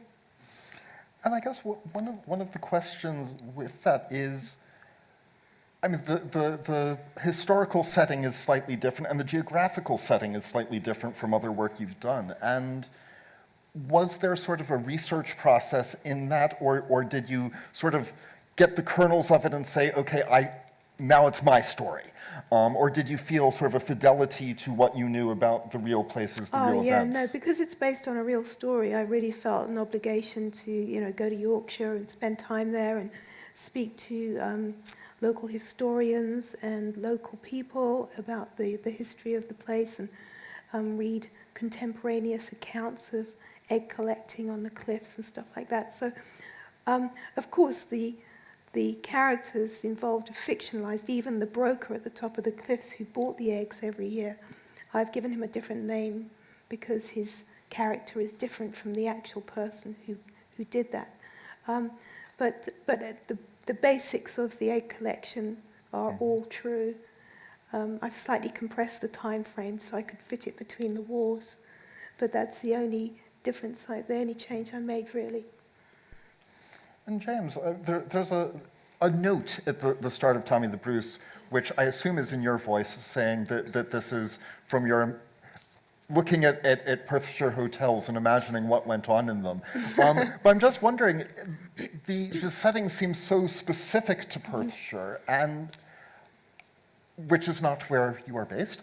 And I'm wondering, was this a story that had to be set where it is, or was it I was thinking of the original title that I saw a listing of the High and Lonesome Blues, which gives us a very different sort of geographical overtone. Certainly for me, I think of the American West. And once I read that title, I started thinking of the way this is also a Western in certain respects. So I guess, how did you think about that relation between the specificity of the place and these larger themes, these larger story arcs? So, a few things to take there. The original book was called The High and Lonesome Blues of Tommy the Bruce, because I've always liked titles like that. But my editor said he didn't like titles like that. So it became Tommy the Bruce, which is a lot sharper than The High and Lonesome Blues of Tommy the Bruce. The first record of mine, that was the first demo of mine that John Peel played, that changed my life, really. Completely changed my life when he played it, was called Moving Up Country, Roaring the Gospel. So I'm totally into long titles, you know. But anyway, he wanted Tommy the Bruce, so that's that bit out of the way. Tommy the Bruce didn't come out because it got involved with a slight bidding war between one film company and one television company. So that's why we thought, let's not sell it. So, but now we've sold it, so here we go. And then this bit in the middle, bit that you're talking about, it says, and this answers your question in a way, so I'm not just rambling. It says, when I was a child, my father used to drive me around rural Scotland, stopping off at these grand Victorian hotels that would occasionally rise out of the landscape. The thought of what happened in these places, in and out of season, always fascinated me. This is one such imagining. So that's kind of it. But it's not just about the places I used to go with my dad. It's, as a touring musician, nowadays, most of the time we stay in places you can rely on and trust, for example.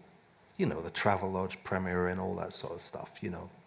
It's going to be clean, mostly. Premier Inn's always quiet. You know, you get there at 1 a.m., you know what to expect, and you leave at 8 a.m. or whatever, you know. But in the old days, when I was looking for adventure, we would save maybe 20 or 30 quid and drive 20 or 30 miles, and you'd end up in these crazy places. Not crazy, but these interesting, unusual places. And there would always be the local heroes. There'd always be the local comedian at the bar, the hard man, you know, the drunk behind the bar. I remember once we were at one and there was a baby was sitting on the bar, like on the bar. And we bought a couple of pints and then we took them back because they were foul, and all hell broke loose. And we ended up, the guy kept on saying over and over, this might be hell for you, but it's real life for me, and all this sort of stuff. And we only got out without fisticuffs by the lady said, how was it you do? And I said, well, I'm a singer. And she said, I don't fucking believe you. And I sang a long ballad. And by the end, I'm completely rambling. Sorry. Sorry, it's not in Fife. The reason it's not in Fife is because, as I said earlier, the folk song thing, which I'm still not bitter about, but obviously I'm bitter about, I didn't want to be known as a guy who only writes in Fife. Mm-hmm. So my first book, which was called Three Crows, was set in Fife. So that answer, must be the second book then. So I moved it to Perthshire, just so it wasn't in 5. Ta-da! So if Book of the Gales is Ireland, does that mean you're just going further west and the next one is going to have to be in Newfoundland or something like this? Ireland is where I spent most of my childhood, West Cork. Spent most of my summers there, not most of my childhood summers there, from the age of nothing until I signed a record deal age 30. So Ireland is a place I'm hugely fond of and know very well. So that's why the Book of the Gales was set there. So I don't know where the next one will be. Maybe it'll be in this room. Hopefully not with too many shotguns at the end. And Belinda, going back to the pitch of the victim as a bird, and I will say I found that whole story very moving, and I'm wondering, this is a very leading question in a way, but is there a way in which you envisioned this book as about environmental crises and sort of relationships with nature, or was this simply a way to change the focus of what was happening from previous work and give yourself a new kind of story to tell? No, actually, I hoped that people would be moved by the story of the bird, because I was. I heard the end of an interview with somebody on Radio 4. I turned the car radio on, and he was talking about this egg and this bird, and I was so overcome I had to pull off to the side of the road. I couldn't continue, and I had to start making notes and have a little cry. So I hoped that people would be moved, and so far people do appear to be moved, which is lovely. And I hoped that it might embody some kind of environmental clarion call in the wilderness, and that people, if they were moved by one single bird's plight 100 years ago, how much more important it is that our environment is paid attention to and cared for now. I absolutely, certainly for me, that was part of my response. And I think one of the things that in some ways is an obvious thing to say about crime novels, because all novels are crime novels, but I think one of the things that to me really tied the books together was this focus on outsiders and people who are not taken seriously because of age, because of weight, because of class most of all. And I guess one of my questions is, when you're framing these narratives in your head, do you think of them as essentially having a political function, having a social function in the world, that you're looking for people to react in particular ways, or is it in some ways using these characters to tell a particular kind of story? I guess it is a question of how you envision these characters. Well, I can only speak for Tommy. I chose him. It's a funny thing being a musician. I'm sure it's the same with every career that people are totally into. And that as you get older, as soon as you meet somebody who's a musician, actually the lady in the bar thought I said a magician at first. She's a fucking magic. You know that you've shared this thing with them, this kind of weird thing that keeps you going through life. So 9 times out of 10, when meet people around the world, my sort of age now, if they're musicians, we have this instant connection. In my 20s, I was not a working musician. I was doing my best, but I was a bookseller, I was a pot cleaner, I was a, odd job guy, And I have a lot of friends who I love dearly from that time, and they have some of them, they've all found their place, but none of them are places that they would have chosen as a young teenager. I've always wanted to be a musician. That's what I've always wanted to do. Books, I absolutely love. They're in my heart now, and I'm going to carry on, But music was the thing. But I know so many of my friends who never found that. They never found where they were, and they ended up, like Tommy the Bruce, working in a hotel without any real thought of how the freak did they get into a hotel. And that's who I wanted Tommy to be. I wanted him to have that kind of feeling of, Ollie's here and he's doing his best. And I love these guys. They're like my best friends. I love hanging around with them. We have the most fun. But they're also, it just meant that when Fiona came into the book, there was a real magnetism from there. Because here was something or someone that he absolutely wanted and needed in his life. And I think that was important to make that clear and real, you know, because maybe we've all been that way if I can be so crude, when we've been looking for a lumber, you know, or whatever.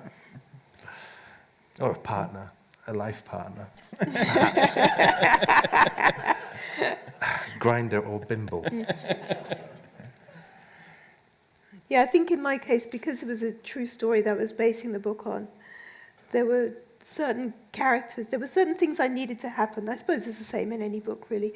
There are certain things you want to happen in the book in a plot sense, and you have to create characters who will perform those functions for you. But the skill is really in creating the characters so they feel organic. They don't feel like they're just there to do this thing that you need them to do, and that they feel believable, you know, well-rounded, and you create them with compassion so that everybody counts. That's what I always like in my books, is that everybody counts. And I think that strain of compassion really was my takeaway from both novels, is that I agree. I wanted to linger with these characters and not read a sequel in a plot sense, but in a getting to spend more time with them. And on the note of more time, we are hurtling through the hour, and I don't know if people have questions immediately, but it would be great to open this conversation up to what you may have to ask either Belinda or James. And there are lights, and I can see you. Does anyone have questions right off the bat? Yes, there are questions right off the bat. No, they're just waving at me. Well, you have to ask a question now. Come on, you three.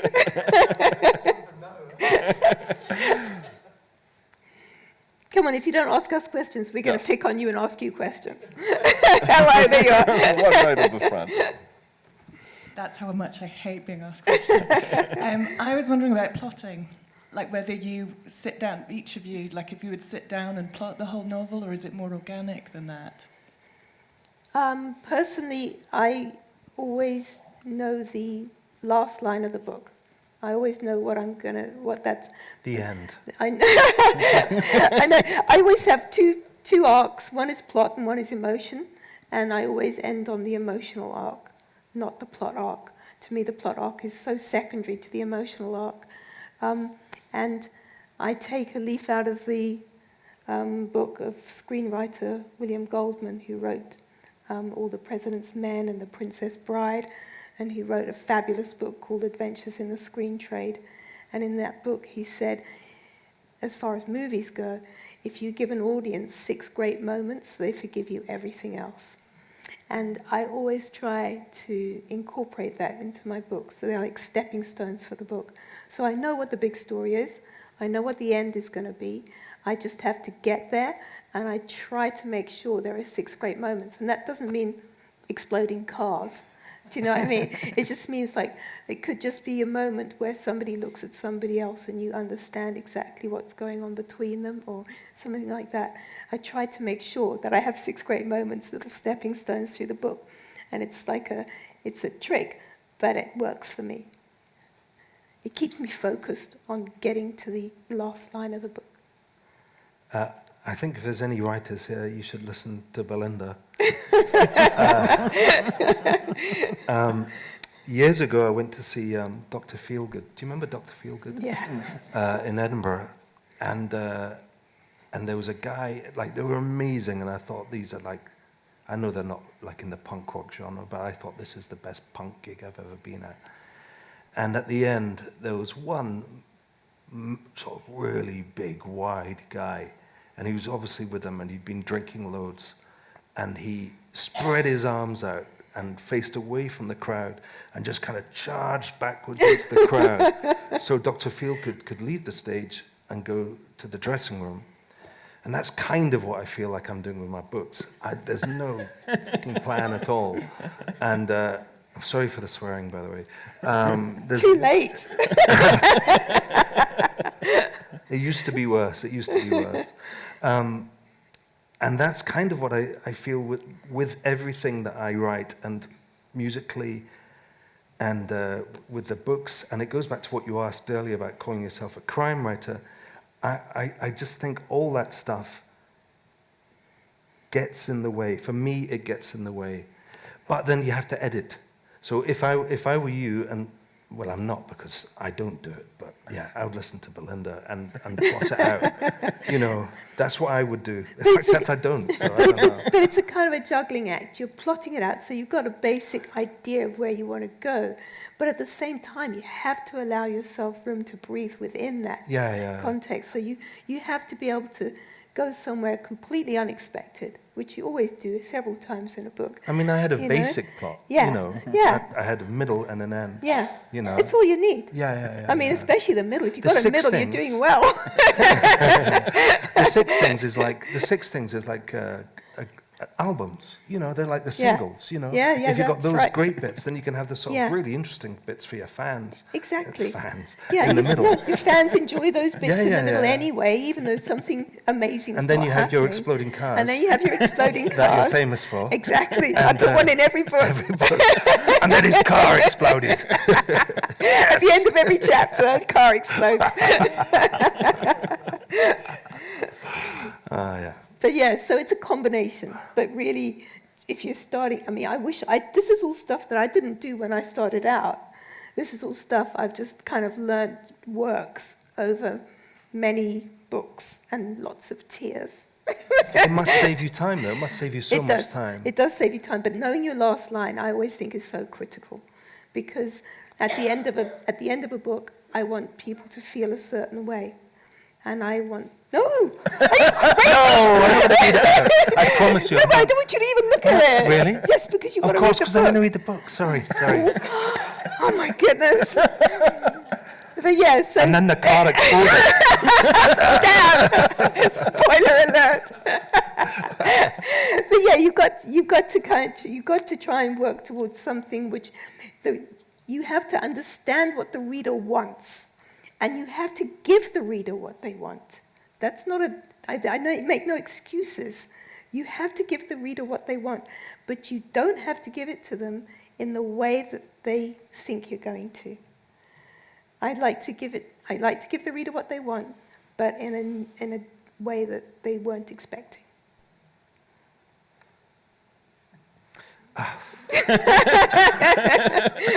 Because if you don't give them what they want, they won't buy the next book. Yeah, I don't know, it's a funny thing. I've been very lucky with my music. Like most of you won't have heard of me, you'll be wondering, who's this guy talking about music? Somehow I make a living out of my music. Like in 2023, like just the last record, we did 60 shows in 15 countries around Europe. And in the past, I've like toured America and Canada and India and all that sort of stuff. So in all these places, I have this tiny, tiny cult audience, you know, and it's just enough and it ticks over and I make a living. So I don't have to worry about if they're going to buy the books. Because, so it's just different. But that means I've got the freedom to do whatever I like, because I've built up 20-something years of trust. So I don't want the books to be cack, because that'd be awful. But at the same time, I don't feel I have to write. The next one won't be, I don't know, Bobby the Ball or something. you know what I mean? I feel that I'm very lucky that I've got that thing where I can just do what I like and touch wood. I mean, it's so much easier if you just do exactly what you want. It's so much easier. And if you can get to that place where the audience are thinking, all right, let's see what James is doing now, then they accept it and I accept it, and then I'm on stage and we're chatting like this, and everyone knows it's true, and everyone knows that there's no lie, and I'm not like pretending to be the dark gothic guy. I'm just me being an idiot, you know. And yeah, so anyway, sorry. Yeah. Sorry. Go for it. Whatever's next. Next question, We please. do have time for one quick question, if anyone has been looking to get a question in. Question for James. Hi. Where would how many books have you? There's 4 books. There's the Book of the Gales, which is the one set in Ireland. There's Three Crows, which is set in Fife, in St Andrews, in fact. And there's the Touring Diaries of a Scottish Gent, which is set all over the, over the West. So you're in Sweden, Europe, and America and Canada. Anywhere you'd recommend picking up, diving in? I think Book of the Gales is the one that I absolutely love. Book of the Gales. That's the one before this. It's the one set in Ireland, and it's just as crimey as this one. But I mentioned earlier my father died, and there's a lot of my father in that book, and it's yeah. So I mean, start with this, but Book of the Gales is I don't know. This has had probably better reviews than Book of the Gales, but I guess it's I don't know what music you like, but maybe your favorite band or act, maybe they had a big hit, but you prefer one of their other ones, maybe. So I'm kind of in the Book of the Gales, but I mean, I don't want to put this guy down.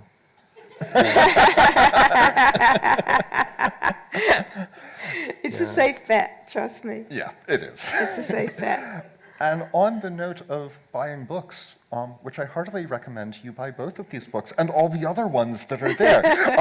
Waterstones is very lovely over there, and they have books for sale. And the authors will be signing over here. They have Book of the Gales there.